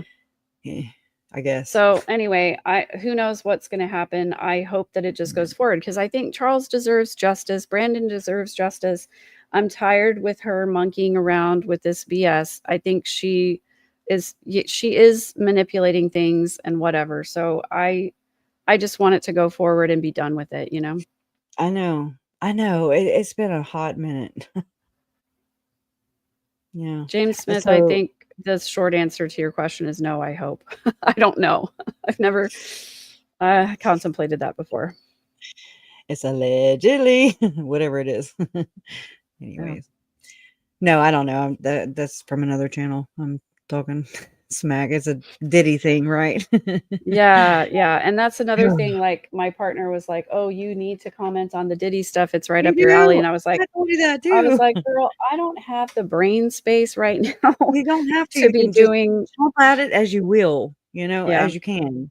My channel and Lori stuff and ex-Mormon stuff and Diddy and Tim Ballard, and I just can't. So I got to do as much as I can do. Although I am really happy to be doing this full time now. So I expect there to be a lot more stuff coming. It's scary too, though, because I'm just like, I don't do so hot in this. Because I mix it all together like a gumbo, like from Southwest and Louisiana, yo. It is kind of all connected, and it is scary how it's all connected, and I don't like it. I don't. I get. That's the other thing is that I get overwhelmed really quickly when I start to think about all of the connections and the huge problems that I can't do anything about. And I don't know. I care too much. You can. Just not with that attitude. Okay. And it's strength in numbers. Okay. Right. Your voice is just as relevant and important for your community. People that go to you and maybe don't go anywhere else or won't know about it from any other perspective. So, I know I mix a whole lot of things together, and I'm just like this. At first, it was like, how do I make this entertaining? Because I mean, woo, come here for red rum and doom and gloom, and this isn't like my niche. I wasn't like, hey, yeah, let's do this, and Yeah. all right, I'm I'm doing glad something you're I get doing to it. live, but I am doing something that I'm passionate about, and that, I mean, yeah, that affects my life to this very day. It affects my Yeah. brother's life. My brother's also in prison. So there's like two different sides of the spectrum here, as far as like how Lori was, telling and dehumanizing her children. And JJ he was my nephew, my only nephew. I don't have any others.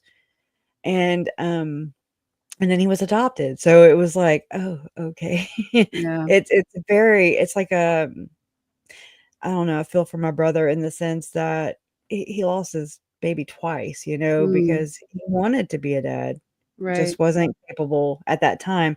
And then to Yeah. hear the things that Lori said about JJ, about him being a drug baby.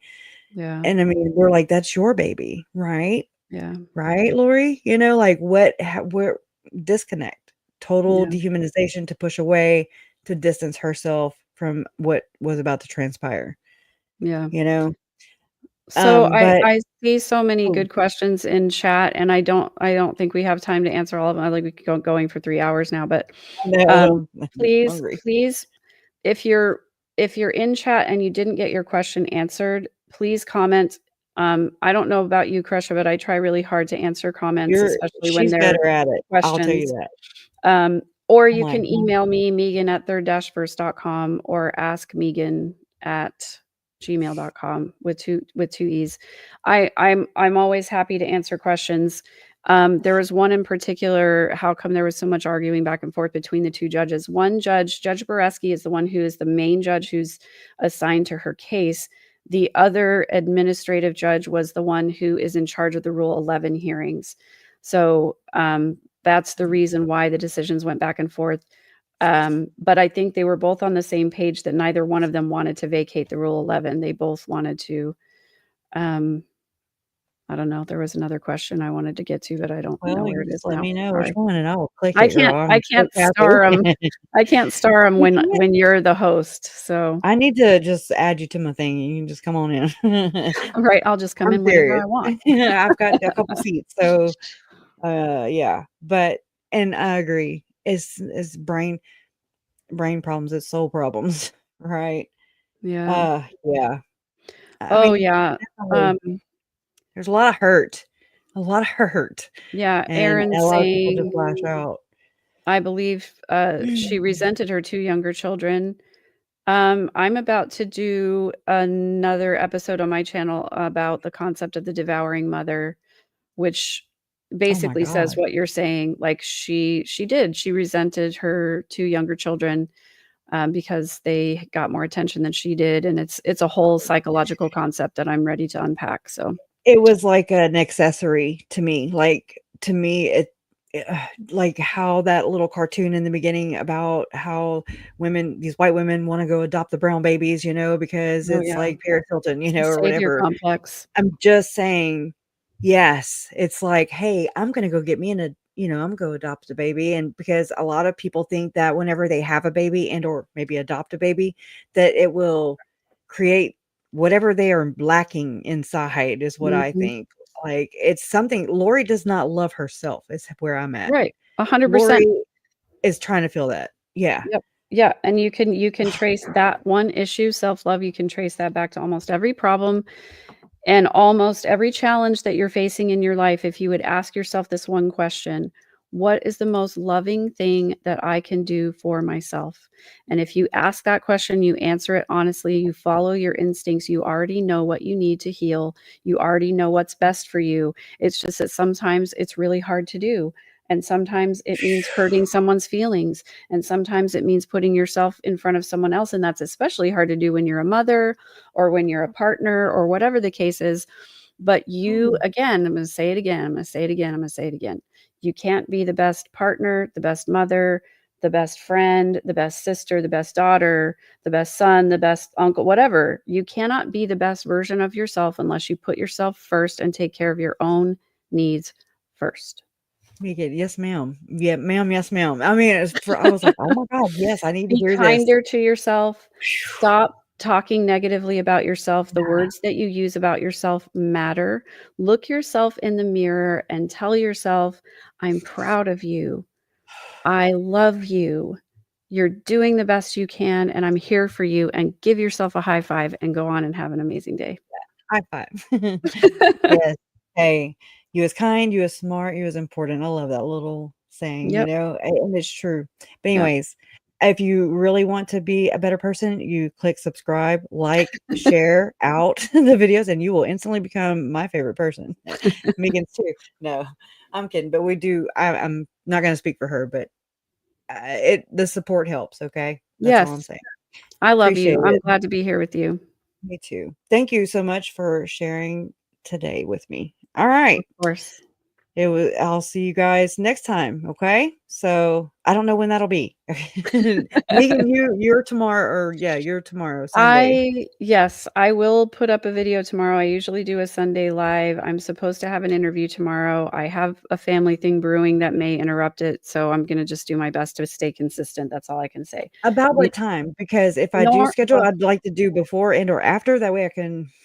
Yeah, so I started to realize Sunday Mm. night is super crowded in the circles that we run in, and so Yeah. I started doing it a little earlier in the day, like around 4 or 5, which I had like a third of the people that I normally do, No, and I do just what you figured normally people do. catch it when they catch it, you know? It's better for me to do it around 4 or 5 and then do dinner with my family and not have to Yeah. worry about doing a live after, you know? See, I don't know what that scheduling thing is, so I never premiere anything. I'm just like, yeah, okay, let's do this. I think I did premiere it on accident one time, and I was like, oh crap, okay. Anyways, so yeah, there's that. But we're here just learning, right? All right, so I'll see you guys next time. Hey, thank you all so much for being here and supporting and us and listening. And Megan for sharing your wisdom. It's so good. Bye, guys. Justice for Tylee, Charles, Tammy, JJ, and Joe. Love always wins. And you guys are proof of that. Bye. Love you.